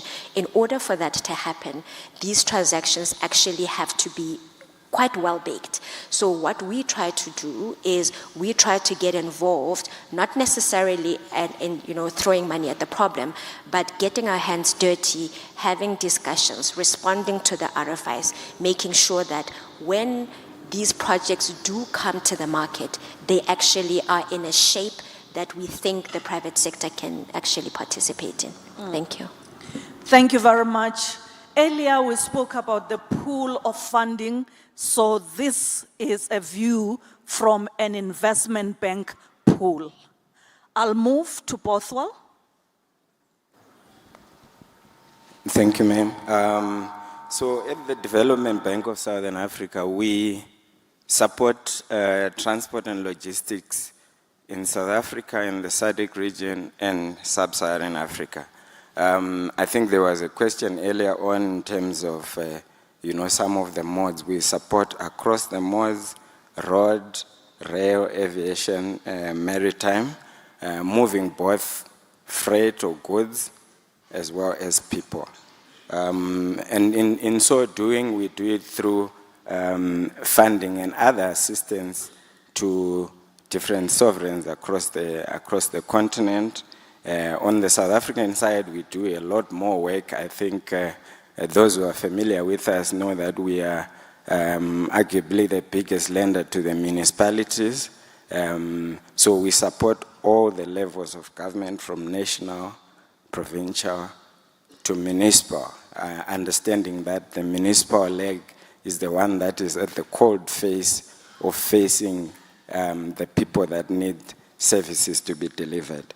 And in so doing, we also support state-owned enterprises that have got transport and logistics mandates, corporates, and companies that are set up for project financing. And maybe just to go a little bit deeper as to what specifically we do. We are an end-to-end development bank, your development bank. And in saying end-to-end, we start off with supporting the planning phases of infrastructure development. By the time a project comes to the market, there is a lot of work that needs to have been done to actually develop the plans, in some cases 3, 5, and 10 years ahead of time. So as the development bank, we then harness on our balance sheet to actually then support that planning phase to enable infrastructure investment. I think one of the things that was mentioned earlier on is that the need for infrastructure is so huge in Africa. I think this is well documented, and estimates are somewhere between 130 and 170 billion dollars per annum by respected parties, including the AFDB, the World Bank, the African Union, and NEPAD. But the challenge all the time, or most of the time, is that very few or a small fraction of that need actually migrates to become bankable projects. Statistics says about 6% goes all the way to become to construction, and 10% maybe will be at financial close. So what happens to the other 90%? That need is still there on the ground. So there, as the development bank, we come in with project preparation funding, wherein all that planning and the programs that come out of the planning will crystallize into projects. And then we will then invest that early stage risk capital to develop these projects so that they can get to bankability. We can part fund some of those requirements, but also our view is that we need to partner with all the partners that we have around the table here, and even otherwise. Because the need is so huge, we believe that in putting capital to developing this project, we're actually advancing the infrastructure needs, not just for South Africa, but also for the SADC region and the continent. So the second leg of our support is project preparation funding. And to couple that, we also have a division that focuses squarely on supporting the government, especially in South Africa, with implementation of projects.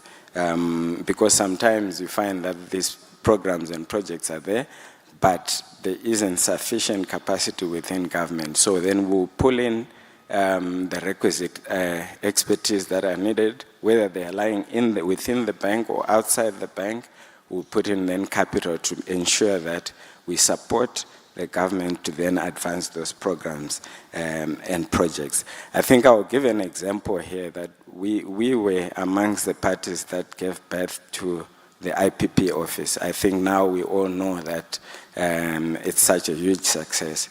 We've also incubated our National Infrastructure Fund, which is now doing great work in terms of blended financing and bringing infrastructure programs on stream.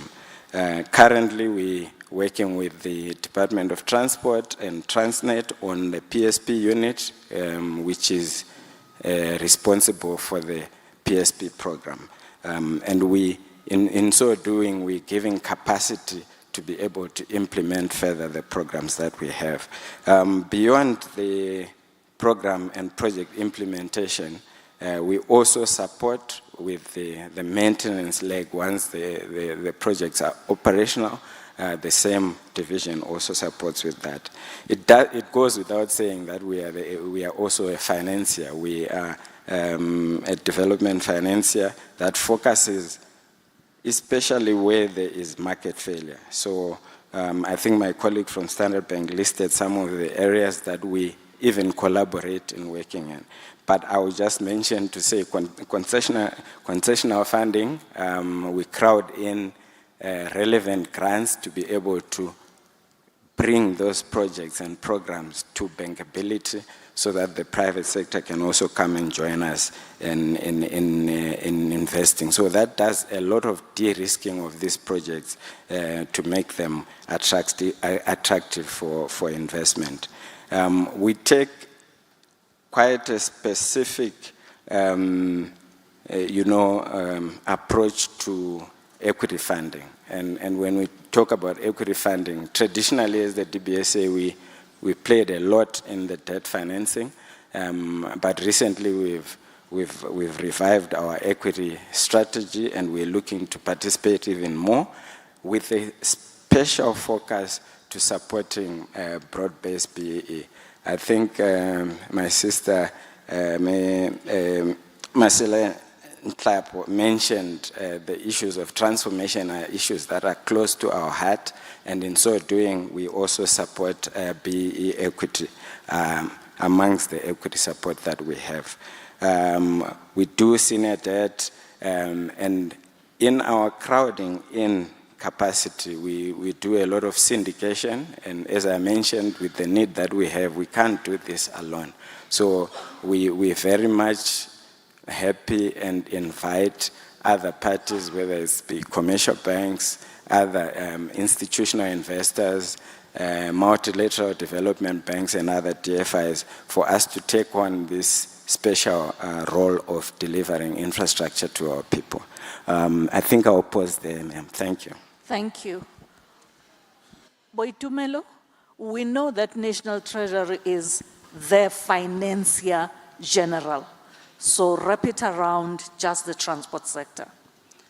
Yeah, thanks. I mean, a few things, and I'll try and be quick. The first is private investment moves when there is certainty, there is stability, and there's predictability. And part of the role of the National Treasury is to ensure that from a policy, from a regulation, as well as from a framework perspective, we have a conducive enabling environment. And that's part of the work that we do. I can quote the recent amendments to the PPP regulations. The second role that we play is that we have taken a view that as part of the infrastructure reforms, we will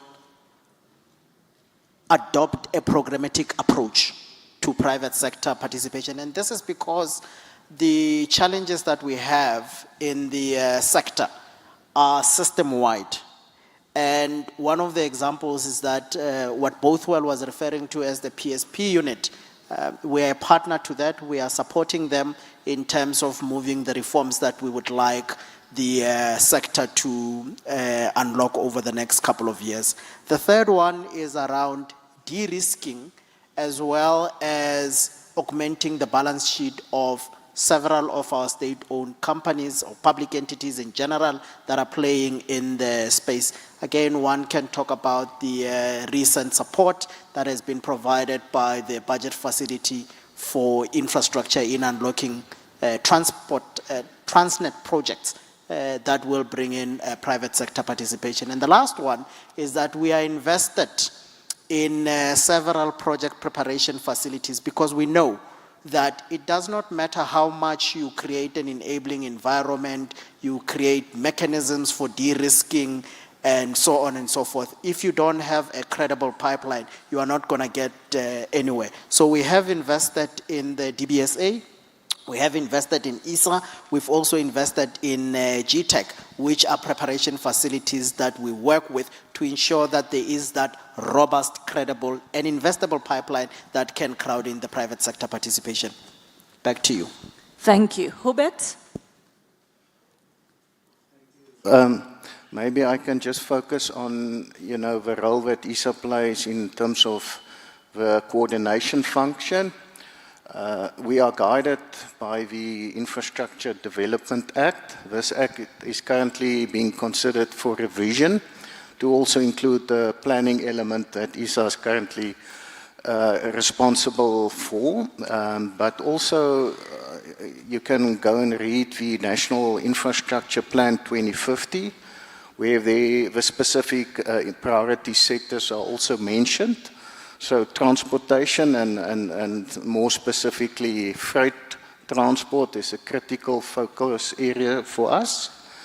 So in terms of the structure of ISA, we have different programs. I did mention my program, the Center of Excellence, but we also have a pipeline development team. So there you have the technical experts, the project leads. So transport is naturally a critical element of that. We also have energy and water. I can go on with that. But so transport is a critical element. Quite a number of our projects is in the transport sector, although the majority is from the energy sector because of recent developments in that area. But yeah, I think we also go out on an annual bid window, as Boitumelo has mentioned, for project preparation support. This year we received something like 43 applications. It includes transport-related projects. So we are currently busy with the finalization and prioritization of that. But yeah, we do provide annual project preparation support for transport projects. Thank you. Thank you very much. Ladies and gentlemen, you will note that in the first question, what I really wanted was for each panelist to give us a comprehensive view of their institution's approach to the problem we're trying to solve today. Now I'm moving on to shorter problems and shorter questions.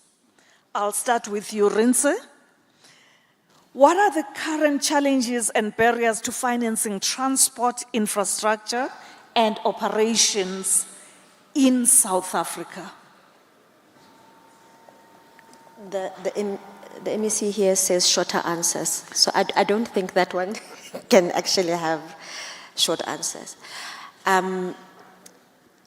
Bankable project. So for as long as I've been in the sector, the discussions around the tables, the discussions at conferences like this, the discussions about infrastructure, we know there's a backlog. We know there is a lot that has to be done. We know, right? And the question always is, but why is it not being done? And the response which comes from all spheres is that there's simply, I mean, Bothwell mentioned now that, you know, there is all of this work that's being done, but only 10% of those projects actually make it through as bankable, ready for execution projects. Now the question is, how do we as a collective, so not just as a commercial bank, not just as World Bank and DBSA, but how do we as a collective, because in the audience, there's key stakeholders, there's sponsors, there's TOCs, there's all of that. How do we as a collective make sure that we are not sitting here in 5 years' time and the question is posed again and the response again is a pipeline of... There really is only a few things, a handful of things that need to be done to ensure that we go from concept to executable, bankable project. And obviously there are things that make that impossible to do. But I think as a collective we need to put concerted effort. I mean, from Standard Bank we are very, very encouraged by the work that we are seeing coming through from the Department of Transport, because it goes a long way to actually unblocking these blockages. So, you know, I'm going around and around, but basically the key issues that are making it hard to fund projects is that the projects that are there, and specifically in transport, we need to have a predictability of revenues. We do. You know, when we're talking a toll road, when we're talking an airport, so passenger volumes, when you're talking a port, so cargo throughput, when you're talking a railway, so the freight commitments, for an investor and not just a bank, so for equity investors sitting in the room as well, they need a return. So those demand studies need to be done. Those agreements, those take-or-pay agreements need to be in place. We need to get to a point where we all can see how this is going to make money. That's point one. Point two, and I think Boitumelo touched on it. I know the DDG touched on it yesterday. It's something that we all know, but these projects are long dated in nature. So if you are looking at a project that 30 or 40 years out, you are looking at multiple government changes. We need stable, predictable regulation and policies. What we need as investors and participants in the sector, you need to know that Boitumelo and his team have worked on a PPP framework that is going to stay. It's not going to change when the new government comes in. We need to to know that the contracts that are there, we're going to be able to enforce them, because these large projects are generally funded through SPVs, and there is a lot of contractual arrangements there.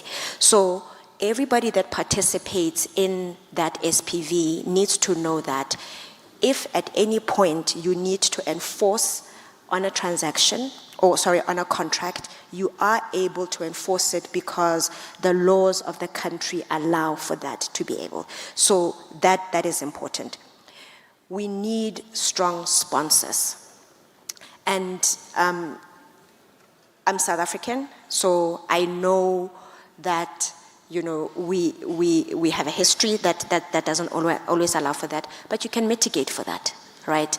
The reason that a commercial bank like ours wants strong sponsors is that project prep takes time and it takes money. So, for you to get to Bothwell and where he's got project preparation funding to actually put at risk into a project, some initial work needs to have been done. And that initial work would have required money.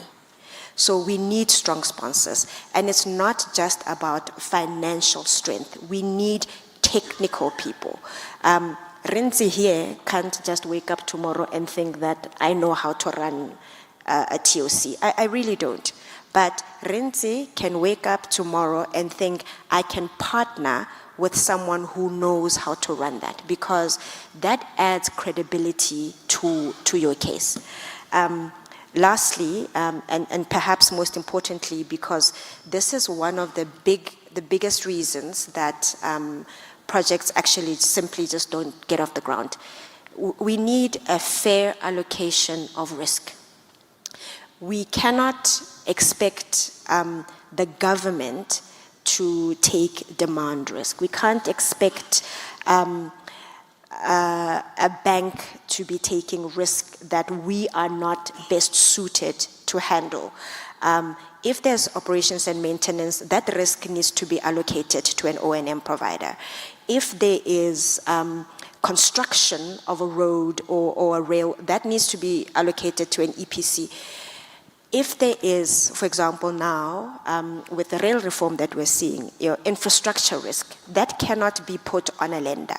So we need allocation of risk that is fair, that is transparent, and that is actually put to the person or the parties best placed to actually deal with those risks. I think once we have a combination of these things, we can, as a collective, again, not just as we can structure around these things. We can have discussions. We can mitigate. And we are now. Let me speak about rail reform, for example. We are right at the beginning. There'll be things that are there now that will not be there by the time we do this in 5 years' time. We saw that with REAP. Right? The risks that everybody perceived at the beginning of the renewable energy program, by the time you're in round 5, round 6, those risks aren't there because it's proven. So, in short, bankable projects, but there are a number of things underneath there that actually add to whether or not a project is bankable. Thank you. Thank you. We've heard the 7 challenges that Rinse has identified. Did she miss out anything from other panelists on this question? Anything you want to add? What's up? And thank you, ma'am. I think I would just like to just emphasize the point that relates to regulatory frameworks insofar as it affects integration within the region. I think one of the challenges that we face, and it's great that actually in this inaugural conference, I've seen all of the ministers or deputy ministers of transport from the region. I think our message is to try and harmonize those frameworks so that it's easier to do business. And because the funding of transportation within the region is on the basis of corridors, there must be that alignment. As there is third-party access in South Africa, similar policies are being adopted or have been adopted. For example, in Botswana, there was a leader from Botswana, I think it was yesterday or the day before, who spoke about Botswana being open for business. They spoke about the East-West corridor, you know, the rail that link that they would like to have from Namibia, Botswana, Zimbabwe to Mozambique, for example. The North-South corridor from as far as Durban, going to Zimbabwe, Zambia, DRC, and the like. So for us to fund these corridors in a holistic and efficient manner, we need those reforms to be, you know, the regulatory frameworks to be aligned so that when we do the funding, it's holistic, instead of doing one jurisdiction by jurisdiction, and it becomes a stop-start. Thank you. That's a very good perspective because it covers corridors, and these corridors are not in one country, which means the degree of complexity increases, and the problems that have been identified just for South Africa compound when you go to other countries. Hubert? Thank you, and it's perhaps not a risk yet. It's something that is going to be interesting to monitor over time, and I must just put it out there, I'm a very big supporter of transport economic regulation. It's just interesting that the Act refers to limits, limiting the tariff levels and so on. So when you look at how the Competition Commission had quite lots of interesting findings in terms of tariffs. I know with some of the rail projects in terms of rail access, there are also challenges in finding the right level of tariffs. So I was part of that initial process of the establishment of the Interim Rail Economic Regulatory Committee or platform. So I'm very happy that it's happening. For me, it's a big plus. It will just be interesting to monitor what happens over time in terms of those tariff levels and the focus on limitation, because private sector wants to maximize profits. The economic regulator in transport. Thank you. I'll move on to the next question. This one is for Boitumelo. How can the private sector be effectively involved? Thanks for that question. The way that I think about this, and I thought maybe I'll take a long scenic route in responding. And this is because I was looking at the latest GDP numbers. And one of the things that we get from there is that on an annual basis, fixed investment, which is gross fixed capital formation, has once again contracted. This is the second consecutive year where it is contracting. And again, when you look at that versus what we have in the National Infrastructure Plan 2050, which, similar to the NDP, says that we need to increase the level of GFCF to about 30% of GDP, and we are currently sub 15%, right? That's one of the problems that we have. The second thing which I think is important is that those who look at these numbers closely will also tell you that 2/3 of our GFCF fixed investment is actually done by the private sector. And I want to respond to that gentleman who asked a question a little earlier on. And only 1/3 is done by government. So the one that invests the most in this economy is the private sector rather than the government. Now, when we talk about private sector participation, we are often talking about the private sector coming in to help us with our 1/3.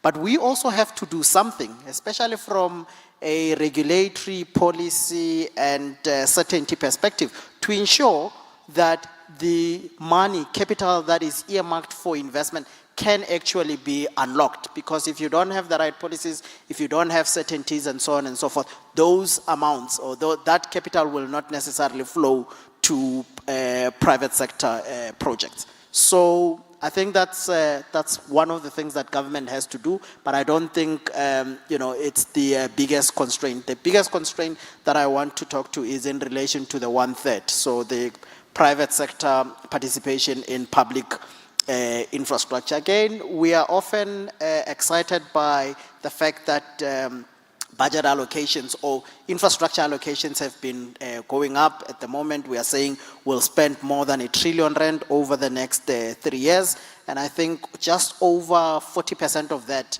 is dedicated to transport and logistics. So when you think about Transnet, when you think about Sanral, when you think about PRASA, when you think about PRMG, that provincial departments have to do, and so on and so forth, that's where the money is going.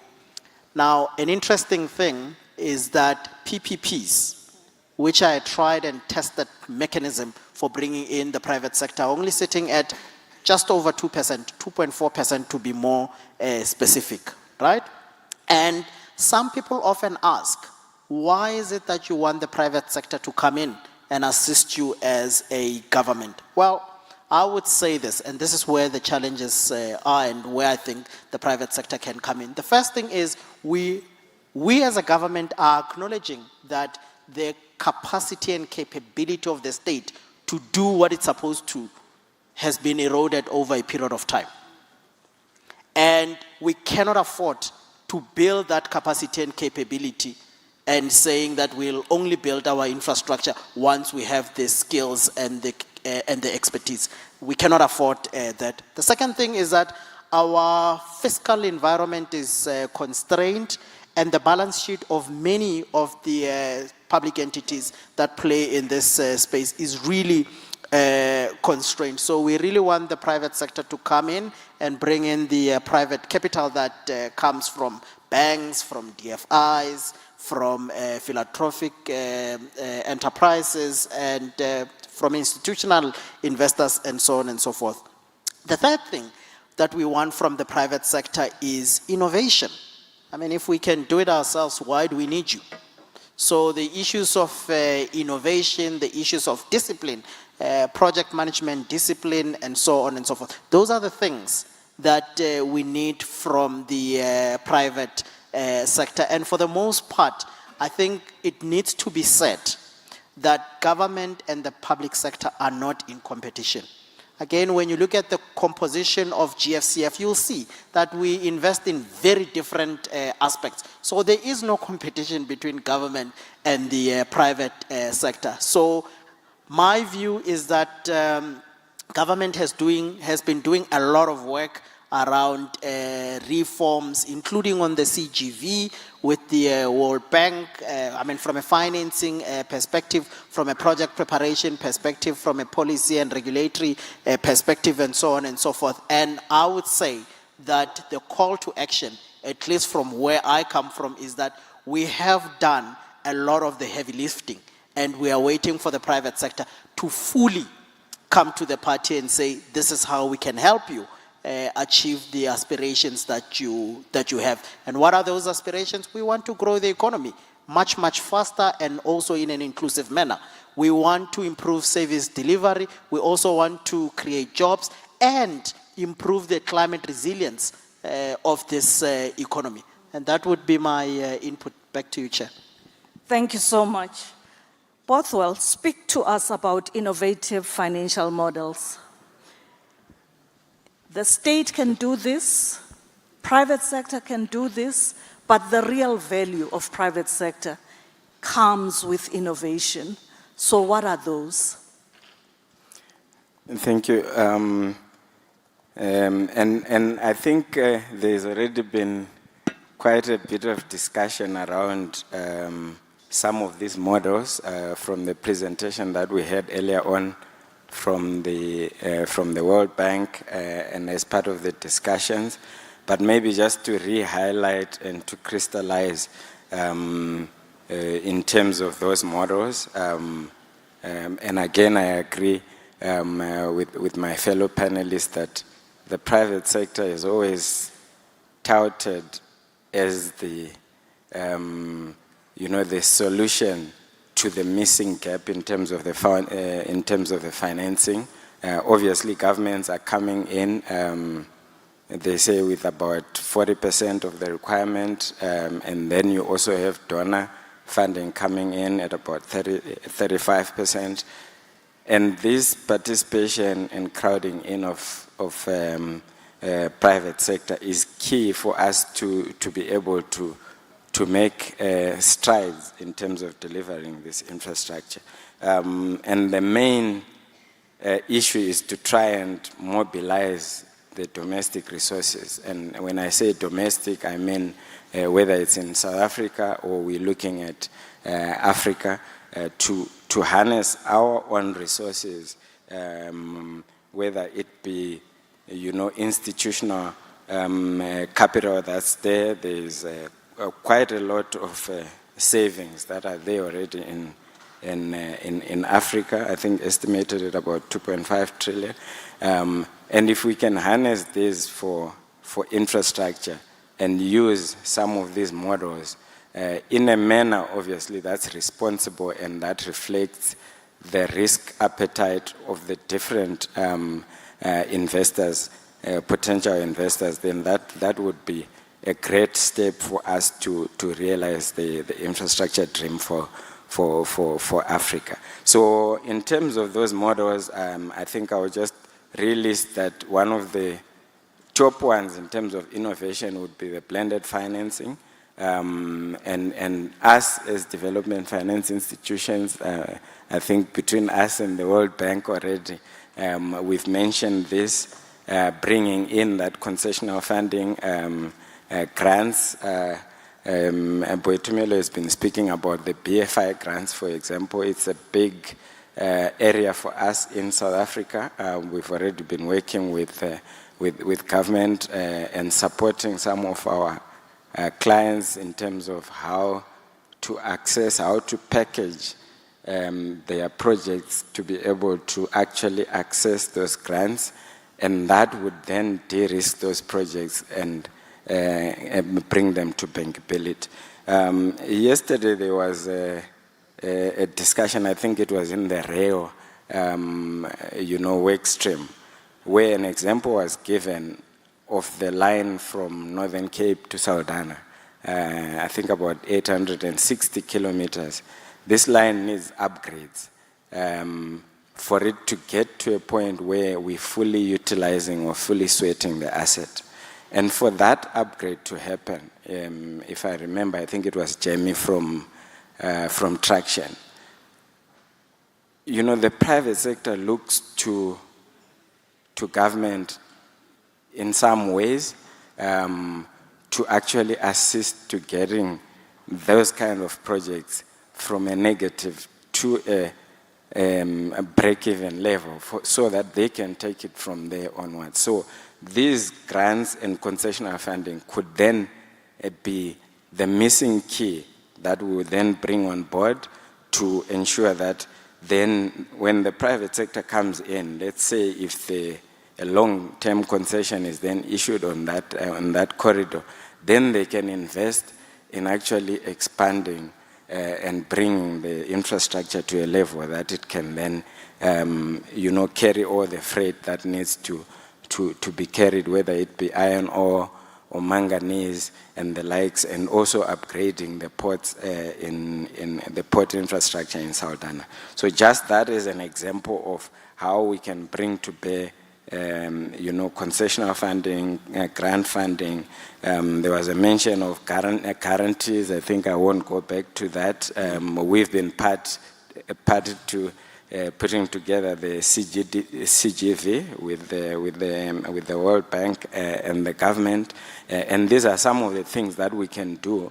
And for the CGV, for example, it's not just going to be sector focused and only, let's say, a solution for the energy sector. It also has the potential to come into the transport and logistics sector to unlock a further investment.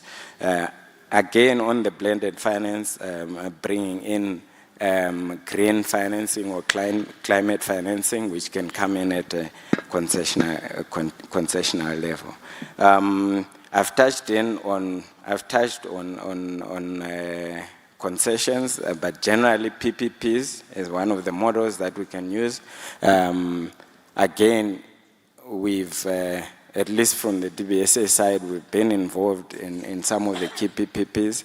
The CEO of the Gautrain was here. Our client, the Gautrain, we always want to refer to them as a successful PPP. The handing over of the asset will happen by the end of this month. And these are some of the models that we can use to crowd in capital into infrastructure development. I think there was a gentleman that had asked about mass transit or passenger rail. That's one example of something that we have done together with Standard Bank, RMB, and other players in the market. Then moving on from PPPs, and maybe before I move in, one of the issues that we have there is this harmonization of PPP frameworks across the region. You find that some are more advanced than others. I think we were revising ours here in South Africa to try and make it easier and quicker, because sometimes it becomes quite, it almost becomes quite a lot of red tape to the extent that the actual objective of seeing PPP projects is not achieved, because there is now too many requirements and it becomes less user-friendly. Bothwell, thank you very much. I'm going to now go to Hubert in terms of collaboration. Thank you. And maybe I can just start to state that, one of our objectives is to help close the infrastructure funding gap. Now, we have three different approaches. The first is more on a strategic level, where we established the Development Partners Forum. So that's a collaboration platform for all your DFIs, World Bank, UK Export Credit Agency, China Construction Bank. I can list a lot. It is to engage, to learn from the private sector, the financial institutions, but also to share some of our insights on projects and to learn from that. National Treasury is part of it, Infrastructure Fund. So that's on a strategic level, so I think a very important platform. Then on a tactical level, I'm going to go into a bit more detail on the tactical level. That's where my team plays quite a critical role. So this morning you saw that one of the elements is the focus on inclusivity and inclusive growth. And the World Bank has published papers on inclusive growth, but there are lots of opinions on what level is South Africa's inclusive growth. So we signed a collaboration agreement with the University of Johannesburg, where we now developed a local government inclusive growth index. Now it consists of 8 variables in order to determine the inclusive index for each local municipality. 4 to 5 of those variables directly or indirectly influence infrastructure. We have backcasted it to 1993. So that information, there's a report available on our website. So why am I mentioning it? Everyone has a perception what town or city will have the highest inclusive growth, and some base it on how the city looks. Many mentioned in our discussions Cape Town. No, it's your smaller mining and agricultural towns. because our variables are based on per capita. And we've got heat maps. We can share it with, it's available. There's lots of data available. Because everybody must share in the benefits. If you have private sector, agriculture industry, the mining industry, you are increasing inclusivity. Interestingly, some of the areas where your government sector were the lowest form of inclusive growth. And it's not critique at government, it just means we need to participate. So that's one of the examples I'm mentioning. We're busy updating it now with the latest data, so on an annual basis we update that. The World Bank also established an index called the Rural Access Index. Now, it's very interesting and very relevant when you compare countries, but on a spatial perspective, it means nothing for us. So what my team did, we actually used 10 million household locations, and we actually developed a heat map to create a road access, not rural only, road access index for the entire country. So again, lots of information behind it, 10 million data points. And another interesting fact that comes out, your 10 worst locations in terms of road accessibility, only one of them had a negative population growth. The argument that we must not focus on rural areas, I disagree with, because the data tells me those areas also experience growth, lower levels of population growth, but they still grow. And we sit with 19 million rural population, so it's still a sizable chunk of a population. Another collaboration that we recently signed, and I'm glad the MEC of the Free State is here, is with the agricultural industry. Myself and our minister was last year at agricultural conference in the Free State, where lots of farmers complained about the high cost of logistics. So we signed a memorandum of collaboration, and we're currently busy with a very interesting model, both from a macroeconomic perspective, but also a micro input, where the actual industry, and it's Agri-SA and AgBiz, so it's some of your leading agricultural institutions. So we're doing Free State as a pilot. Currently, in terms of a model, we sit around 5,000 unique roads. We excluded national roads because they are high quality, so we just focus on all other roads. And this will now also help us to then prioritize, because every farmer says my road is the most important. But what we also did, I see Prof. Havengas also in the audience, we also focused on the mining industry and the manufacturing industry, because everyone blames somebody else for using their roads. Now, in terms of that model, we will be able to rank all 5,000 unique roads. That might increase over time. We're busy refining the model, because now that the non-disclosure was signed, the agriculture industry will give us more accurate information, so that the macroeconomic information will now become more accurate micro input from the industry. So this now will also help the Free State. I know in terms of their growth and development strategy, logistics is a critical element.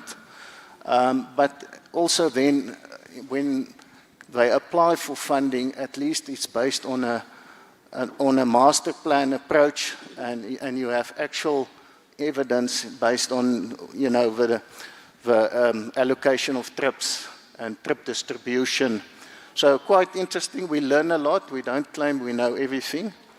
And that's our approach. So maybe just then on a project level, ISA is also, in terms of our mandate, responsible for regulatory unblockings. Now, that's both public and private sector. So we have over 550 applications for regulatory unblocking. So that's when typically your EIAs take too long for decision making, your water use licenses.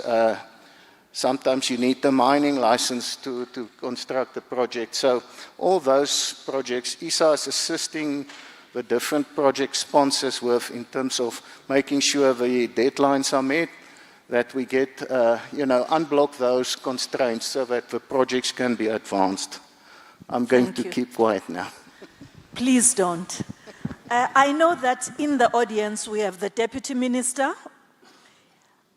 We are here as the panel, and I think it's time that we wrap this up and give a report to the Deputy Minister. And I'm going to ask Satish to just give us the takeaways of this session so that we can call the Minister, Deputy Minister, with those as a handover. Thank you very much, and thank you for all the panel contributions, really appreciated that. Let's start with one big message, that the acknowledgement of transport sector, it's not about physical assets and moving parts, but it's rather connecting peoples, connecting communities to education, to health, to market access, and more broadly, it's an engine of growth. I think that acknowledgement is very, very clear from all the contributions that we received. Second, South Africa is also at a critical point of balancing multiple priorities. One on the macro fiscal space, second on the opportunity and growth space, right? So how do we balance these two objectives, but in a way that we grow at a sustainable manner? Okay? That takes us to the third point of limited public capital that we have with many competing demands need to be structured, organized in a way we mobilize private sector. There were many interesting observations presented here to say private sector is not just about capital. It's about bringing efficiencies, bringing innovation, the point that you raised, bringing management discipline, as well as bringing the expertise that complements the public sector. But for that to happen, two fundamental factors. One, a commitment to reform the sector, which is already on board and it's progressing. Second, provide private sector with an enabling environment which is conducive, more from regulatory certainty that National Treasury is working on, project preparation that DBSA and ISA are working on. But equally important is how do we partner with private sector so that the growth that we contemplate, the participation, the investment that we are making is something that all parties are contributing to. I think with that, I'll hand it over to you. Deputy Minister, that is the message from this panel. Predictability, whether it's policies or operating environment, improvement in contract management, all manner of this is about law and contracts, commitments that have been made, whether those are take-off agreements or any, but the importance of contract management, acknowledgement of tenors. Some financing agreements are only 5 years, 7 years, very easy because no one would have forgotten in that short time space. But once the agreement goes right over maybe 25, 30, 40 years, that's very long. So part of managing what is known about those tenors and the unchangeability of those contracts, irrespective which government is in power. That's what came out of this. And obviously, transparency. This is about South Africa. South Africans request transparency in all that we do together as private sector, with you as government and all the other players. That is the message I had from this panel, and that's what I'm transmitting to you, sir. I have an announcement from the DG. He has asked for the delegates to please participate in the survey questionnaire that has been published through the Department of Transport conference website. If you can just please fill in that questionnaire. As we exit this stage and hand over to the program director, the MEC, I would like your assistance at the end for these people that I'm thanking. Dr. Satu Kakonen, Mr. Satish Sundarayan, Miguel Navarro, Rinsi Tembo, Bothwell Manakai, Boitumelo Mashilo, Hubert, I'm forgetting your surname, I'm so sorry. And if there's anyone that I didn't mention, the MEC will correct me, but please let us thank all of these who have spoken this morning. Thank you very much.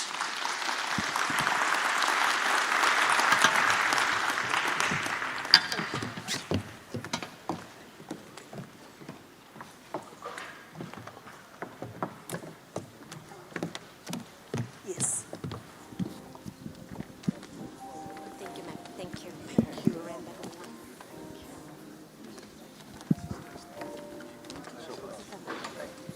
Fantastic.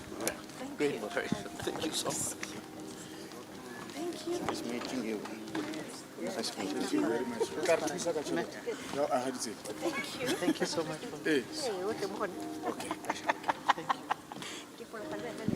MEC, the platform is yours. It's back. Thank you.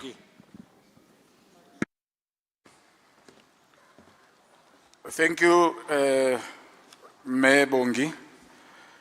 At this stage, I would like to invite the entire House to join me through an applause to welcome on stage Donald Slamulela, who is the chairperson of the Portfolio Committee in Parliament for Transport. He's going to handle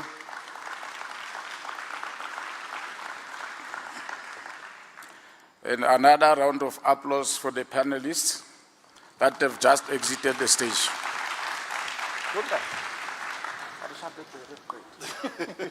Thank you very much. A round of applause for me, please. And thanks very much. The minister in absentia and the Deputy Minister Tlengwa and your colleagues, Deputy Ministers from the Kingdom of Eswatini, from the Republic of Mozambique, from Tanzania, from Zimbabwe, and from the Republic of Botswana. Our fellow members of Parliament present here today, our dearest MECs from our 9 beautiful provinces of the Republic of South Africa, our mayors, our councillors, our councillors responsible for transport and mobility all over the country, our heads of our 16 entities in the Department of Transport, our various role players from the industry, the buses, the taxi, e-hailing, rail, maritime and aviation, our non-governmental players, various presenters and experts who assist us with content here, our hard-working officials, conference delegates, friends and compatriots. Allow me to, on behalf of the People's Republic of South Africa, and surely on behalf of the Portfolio Committee of Transport, to extend our greetings this morning in the name of Everything for Transport.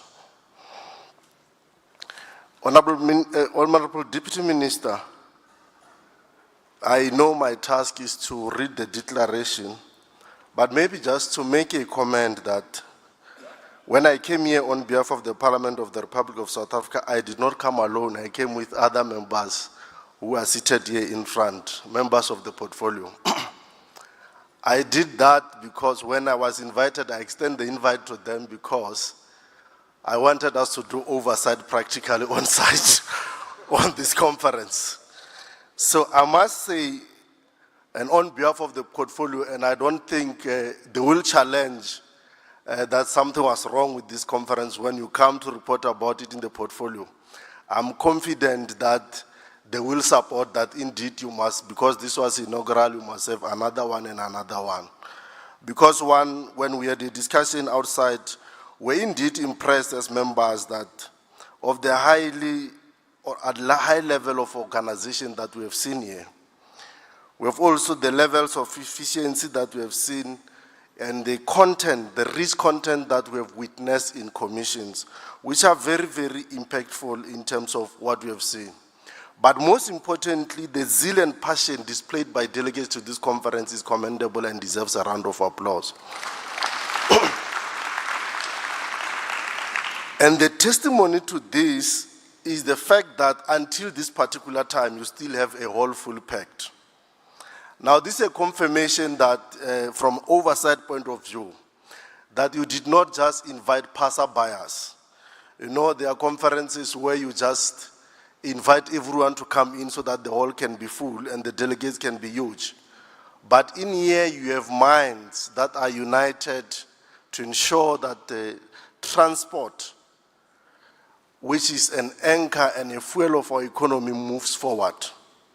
Here you have great men and women who dedicated themselves to ensure that we make a transport industry, a workable industry for all in this country, and that we really appreciate as a portfolio committee of the Parliament of the Republic of South Africa. I don't have to waste much of time, but to go straight to what is the task that I'm given to deliver here today, MEC Mbalula. But just as I conclude towards what I was saying of my comments is that indeed we are convinced this way 3 days of everything transport and nothing else but transport. And thanks very much, DM and your team. Extend on our behalf our gratitude to the Minister. We have also noted the commands that we have received from the Commander-in-Chief of the Republic of South Africa, and we'll be monitoring on how you are faring in implementing those particular commands that we got from the President of the Republic of South Africa, President Cyril Ramaphosa. We have also noted the commitments that the Minister has made in response to those particular commands, but we have also noted the rich content that came and the recommendation that came from all the experts and all the breakaway sessions that we had.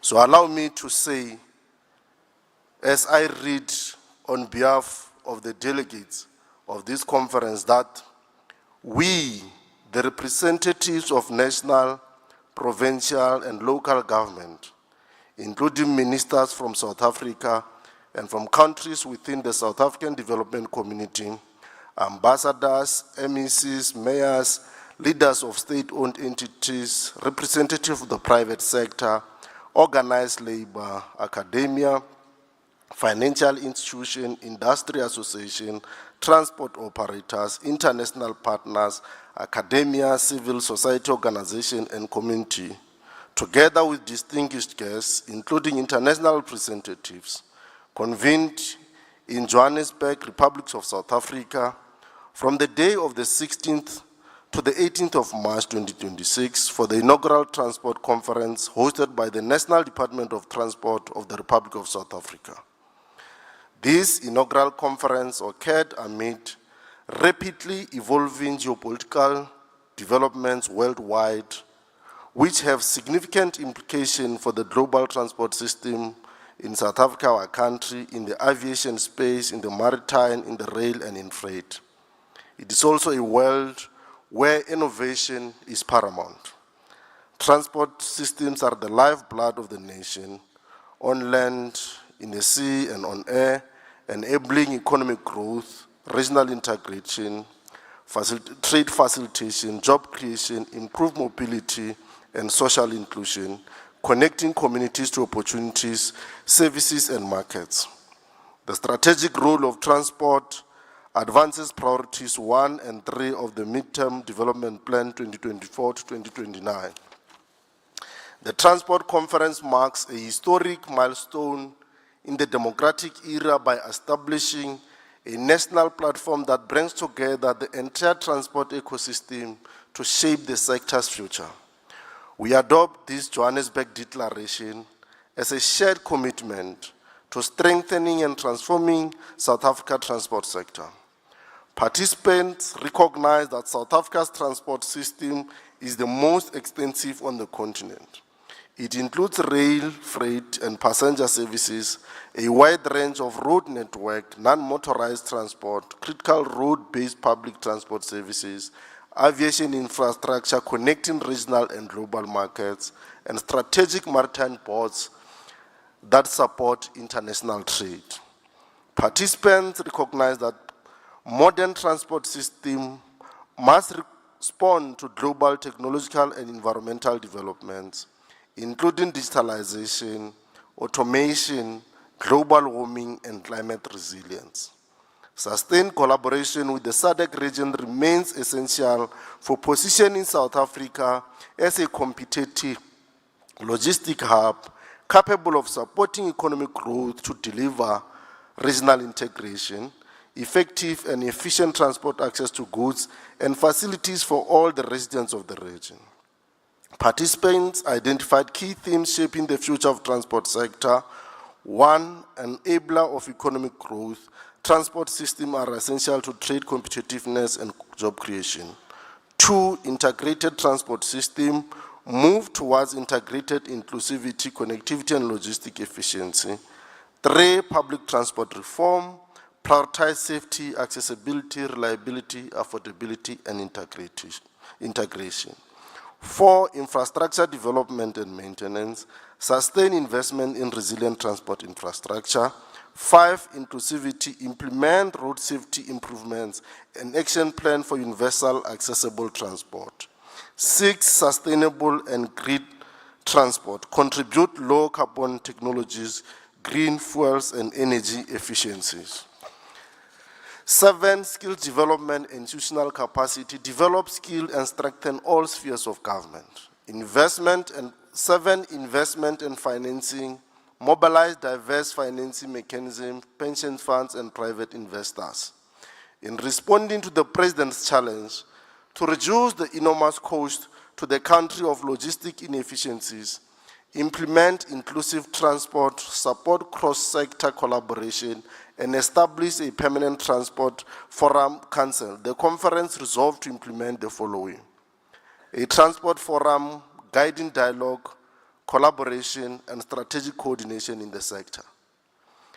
A national transport conference taking place every 2 years, hosted by the Department of Transport. Regional and international collaboration, strengthening cooperation of transport corridor development and facilitating trade. Evidence-based policy and innovation, promoting data-driven decision-making, research collaboration, and innovation. Lastly, infrastructure investment, mobilizing new investment and innovative financing mechanism to support transport infrastructure development and modernization. We as delegates reaffirm our commitment to transform the transport sector into a modern, integrated, and accessible system. The country pays for an integrated system, whether it has it or not. Our legacy will be to connect communities, support inclusive economic growth, create jobs, and advance social development. I salute.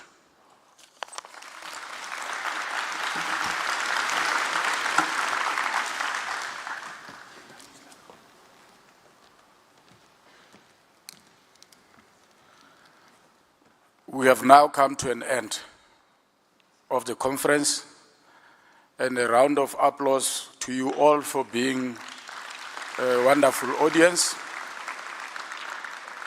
As we welcome on stage the Deputy Minister, and a round of applause for that. Thank you.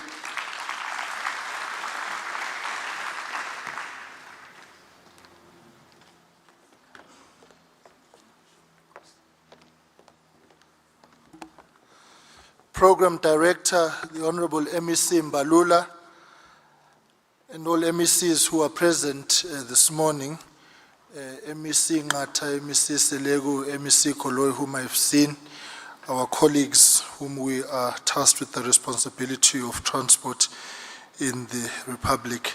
At the outset, let me tender the apology of Minister Barbara Creasy, who is not in this morning due to cabinet commitments and the fact that we have got quite a number of memos that have to serve before cabinet, and so what she's implementing there, excuse me, is the work that in part this conference would have directed, and so her absence is only due to that particular reality that we are not in charge of the cabinet calendar, but she does extend her warmest wishes to all of us here this morning.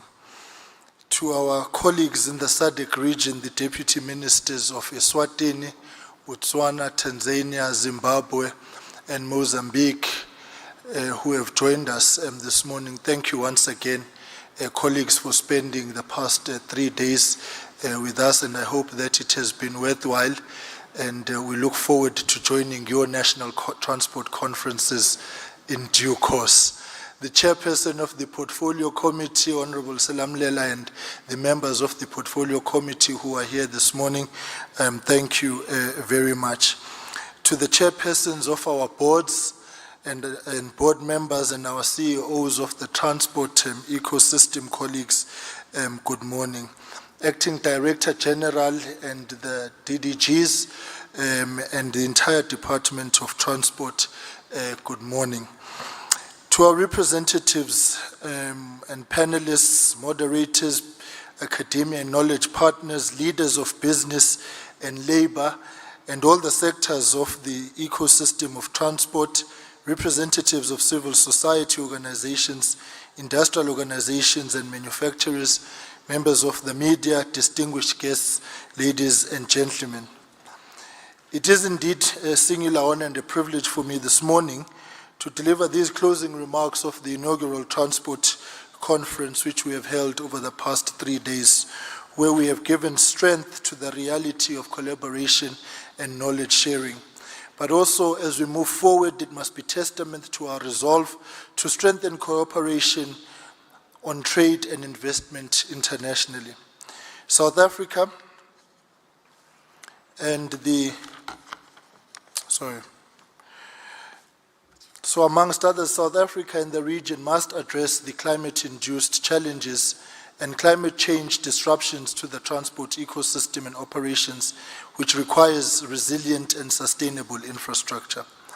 Colleagues, we have met under the auspices of the Medium-Term Development Plan, which is the basic minimum program of the 7th administration, where amongst others, we must be able to build a capable, ethical and developmental state, ensure inclusive economic growth, create jobs and reduce poverty and the high cost of living. The National Transport Conference represents the mighty ecosystem of transport, as the Minister pointed out, with the capacity to contribute to the realization of the priorities of the Medium-Term Development Plan. This mighty ecosystem must generate a shared understanding of the global, regional and domestic risks and opportunities, ensuring every mode of transport plays its role in the provision of safe, accessible, efficient and effective movement of people, goods and services.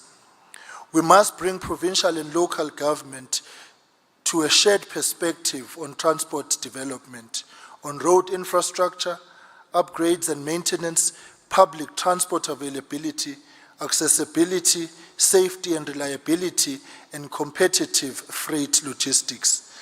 This is a classic case of many voices, many programs, many responsibilities, but one program of an integrated transport system.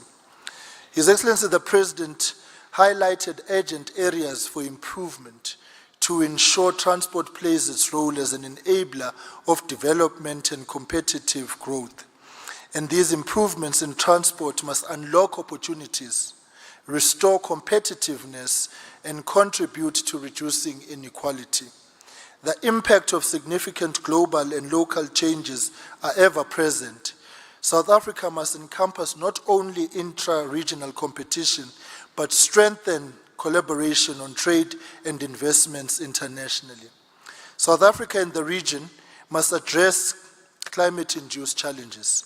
Climate change, colleagues, disrupts transport systems, operations, and requires resilient and sustainable infrastructure. Transport must therefore be accessible to everyone and leave no one behind. Inaccessible, unaffordable transport and the high frequency of road accidents remain a constant challenge that we must address. We must remind ourselves, colleagues, of the President's marching orders, or as I teased him the other day, his Chumatina moment, to reduce the enormous cost of freight logistics and operations and enable private sector participation for accelerated improvements.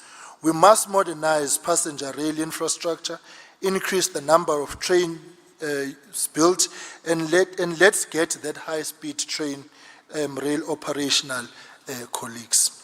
And to achieve this goal, we must attract and enable and increase investment from the private sector.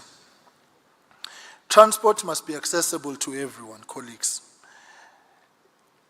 I want to reiterate that as we speak about integration, we need to be mindful of the need to make sure that transport is affordable and we put back money into the pockets, particularly understanding the socio-economic imbalances of our country and historic spatial planning, which means our people live far away from the means of production and productivity of the economy generally. They should not rather work to pay to get to work.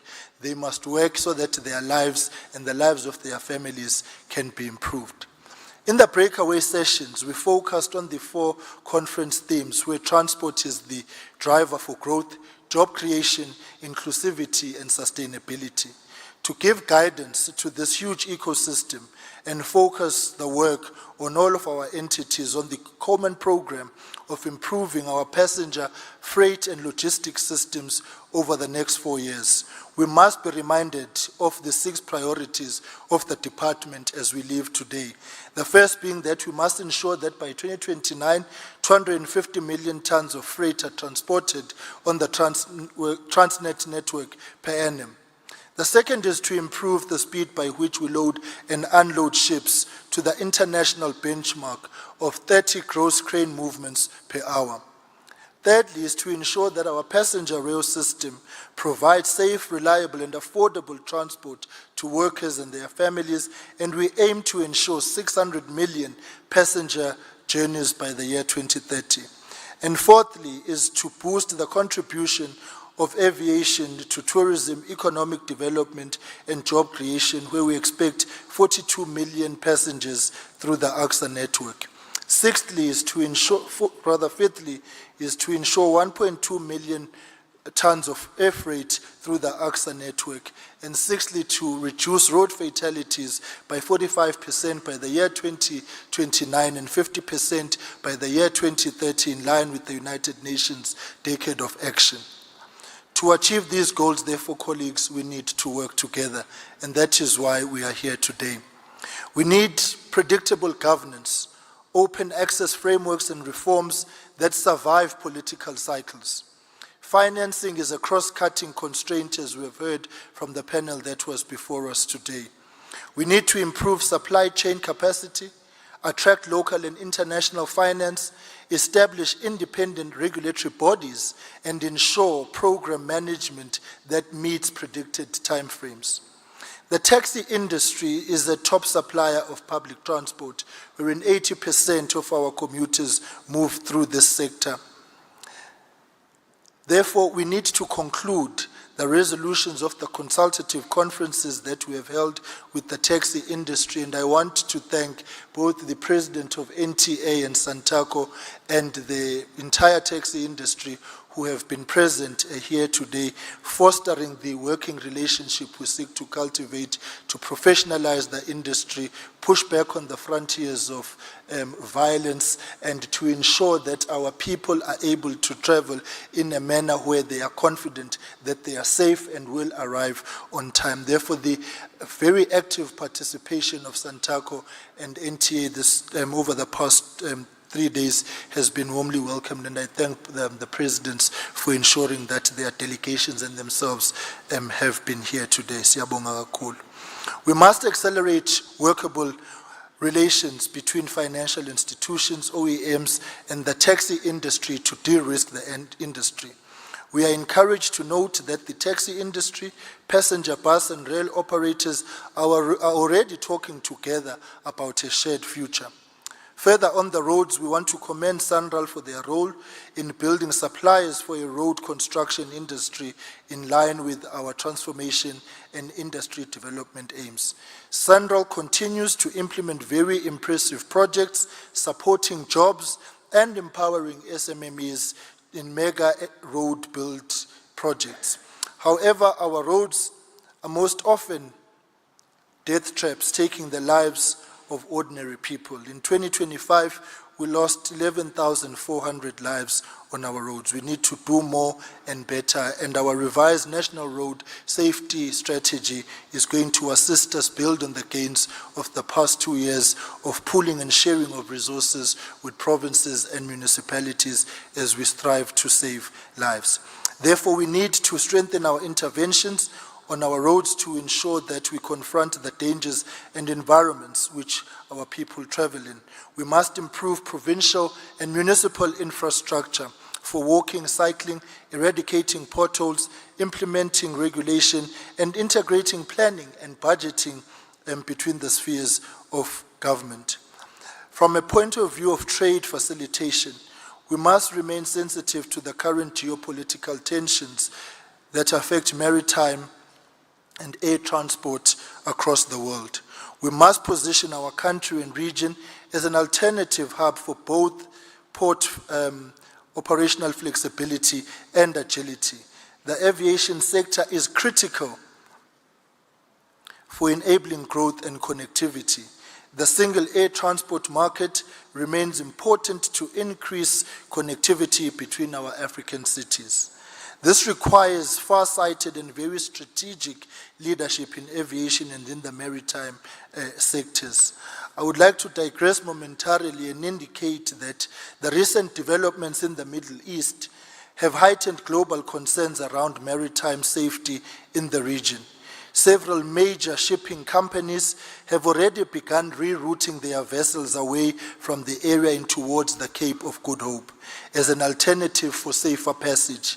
This instability is expected to increase, therefore, the number of vessels navigating along South Africa's coastline, which remain one of the world's busiest and strategically important international shipping routes. South Africa will experience a significant spike in east-west shipping traffic, particularly container vessels, tankers, and bulk carrier now avoiding the Middle East route. The rerouting of vessels could therefore increase transits along the Cape of Good Hope route by a significant number, depending, of course, on the duration of the situation in the Middle East. Higher traffic density along our coast increases the importance of robust maritime awareness, search and rescue readiness, and accident prevention measures.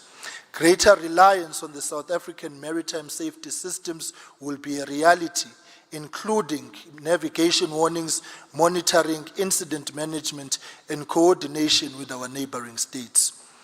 In this regard, we want to reiterate that the Maritime Rescue Coordination Centre in Cape Town, the MRCC, will continue to operate 24/7 with internationally recognized capacity and certified personnel, and monitor all vessels transiting the South African search and rescue region. And we will monitor the distress signals in cooperation with the Telkom Maritime Services, and there will be coordination of search and rescue operations within the SA Search and Rescue region. Furthermore, the SAMSA, our Maritime Safety Authority, will continue to ensure the safe navigation of vessels in South African waters and will issue and manage maritime notices, navigational warnings, and advisories. We will enforce compliance with international conventions, including SOLAS, MAPOL, and the SAR Convention, and protect the marine resources and prevent pollution arising from the increased maritime activity in our waters. Furthermore, on the front of coordination with domestic and international agencies, SAMSA will maintain active communication with the IMO, regional maritime authorities within the SADC region, the national partners including the South African Navy, SAPS, Transnet National Ports Authority, and the Department of Transport. This collectively ensures a coordinated approach to managing increased vessel movement, safety interventions, and incident response capacity. Furthermore, SAMSA, as part of the interventions that it will be providing during this time, is enhancing our monitoring of vessel traffic through all our systems. I hope that this will provide some level of assurance and certainty to the maritime sector that under the circumstances, South Africa will respond positively to the strain and demand that is being placed on all of us during this time. As I draw to conclusion, we wish to welcome and support the President's idea of establishing a permanent transport council that collaborates and builds consensus and drives innovation modeled along the lines of the experience of the Energy Council. We need to accelerate innovation within the freight and passenger sectors, ensuring that the process includes collaboration with the private sector. We must move the country towards sustainable and accessible operations, modern infrastructure, digitalization of technologies, and better operational predictability, including the predictability on regulation. My last act this morning is to thank all of you. But before I go down that list of people I want to thank, I just want to check, where's Auskibi Manana, the acting Deputy Director General of Public Transport, who has been the convener of our conference. I would like her to come up front for us to express our sincerest appreciation for all the hard work that her and the team have put in. I've got a joke there in the department. I always say the minister is a slave driver, and she doesn't like that, but I remind her of that anyway. So as this conference has been planned for and prepared for, I got a breather from the slave driver because the energy went all the way to Kibi Manana. To her and her team, thank you very much. I really want us to express our sincerest appreciation for all the hard work she has done. In her day job, she's the acting Deputy Director General for Public Transport, but we added this. So thank you very much, Housekeeping. Thank you very much. Thank you very much. She's the lady of the moment. Thank you for everything. Fantastic.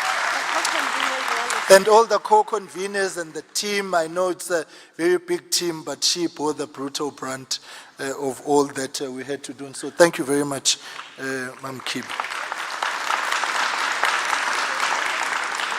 I want to thank all our entities. There's 16 of them. I don't want to miss one, but all the entities of the Maritime Branch, the Aviation Branch, the Roads Branch, and the Rail Branch colleagues, thank you very much for your cooperation and all the hard work that you have put into this, to the chairpersons of the boards and the CEOs, some of whom are still present here this morning. Thank you very much, colleagues. Teamwork works. We want to express our appreciation to Their Excellencies, the Deputy Ministers of the SADC region who are present here today. You have been active participants. You have enriched our process, and we believe that integration is key if we are to meet the demands of growth, development, and fighting socio-economic inequalities that prevail in our respective countries. To the MECs, our colleagues whom we work very hard with on a daily basis, don't forget there's a meeting again today at 6 on road safety every week. So, mas pumala siyasebenza. But I want to thank the MECs for buying into this idea when it was presented to them, having it as a shared program to ensure that there is coherence in the ecosystem of transport throughout the country, and to local government sector, SALGA and the municipalities, to the MMCs responsible for transport and its material facets. Thank you very much. So colleagues, I want to thank our international speakers who have taken the time and trouble. I know that travel has not been easy given what is happening around the world, but for you to push on, press on and persevere, to come here motivates us and assures us that the work that we are doing is not just for South Africa and the region, but it's for the world. In my outlook, if South Africa works and the world works. So thank you very much, colleagues, for being here. We have been thoroughly enriched by your insights, and we believe that you owe us another visit in due course as we continue with the work that you are doing to gauge progress, to partner with us, and to point us in the direction of where there are other opportunities for collaboration. We want to wish you safe journeys back as you go back to your respective countries, and when you get there, tell them South Africa is open for business. South Africa is safe, and South Africa is hard at work. Thank you very much. So colleagues, our special thanks really, as I've said, goes to the convener and the co-conveners, to all their supporting teams for their outstanding work. And in our thanks, we want to include our knowledge partners, our speakers, facilitators, moderators, and content creators. I'm not saying I'm a content creators of social media, but actual content. So thank you very much. Portfolio Committee Chairperson, thank you very much for being here with the honorable members. At least you know it was not wasteful and fruitless expenditure. Considering my previous life as Scopa Chair, I was loath of conferences, but I think you attest that this has been worthwhile. But what is important is an open invitation. Hold us accountable to the commitments and the plans that we have made. Hold us accountable to our priorities and call us at any time. I always say oversight and accountability are an enabler for development. So we will field your difficult questions, and we will lean on the insights that you will give us. We want to thank SAPS, the State Security Agency, our service providers, and the Gallagher Estate. And last but not least, I want to thank every colleague who is in this room, who has taken the time, who has made the effort and has made an input. And as our teams consolidate everything that has been discussed in one way or the other, I hope that the final product, you will find a bit of yourself and know that therefore it was worthwhile for you to be here. I want to thank the Honorable Minister, in absentia, Minister Barbara Creasy, whom I have the privilege of deputizing, for all the hard work and the stellar leadership that she has provided to this department over the past few months since our arrival. We might not be where we are, but what I want to assure you, we will get there. We are in transit, we are in motion, and we believe in the strength of collaboration and working together. And if anything, at the end of this term, if we are still here, what we want to have achieved is an integrated transport ecosystem where every voice is heard and where every idea gains credence in the work that we do. Colleagues, let's work together. We are here to break down the silos, and we are here to improve the lives of the people. I conclude by what I've always reminded the team at DOT, that when I left high school a few years ago, and please underline a few years ago, because I'm still under 40, you see. What our high school principal, Peter McKillen, told us when we left high school. He said, as you go out into the world, don't let things replace people. Every day, it's always about the people. Thank you for your kind attention. God bless you, and God bless South Africa. Thank you, Program Director.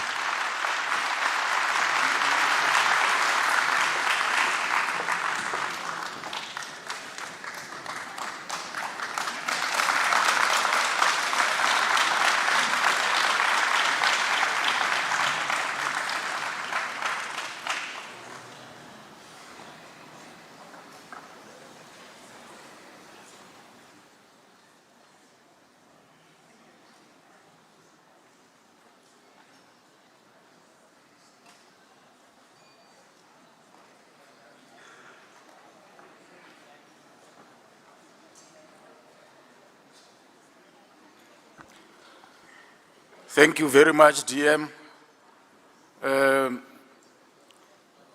I've been asked to make an announcement that all the moderators and the speakers that participated in different panels to remain behind as we break and depart home, as we break for lunch and depart home. Thank you very much.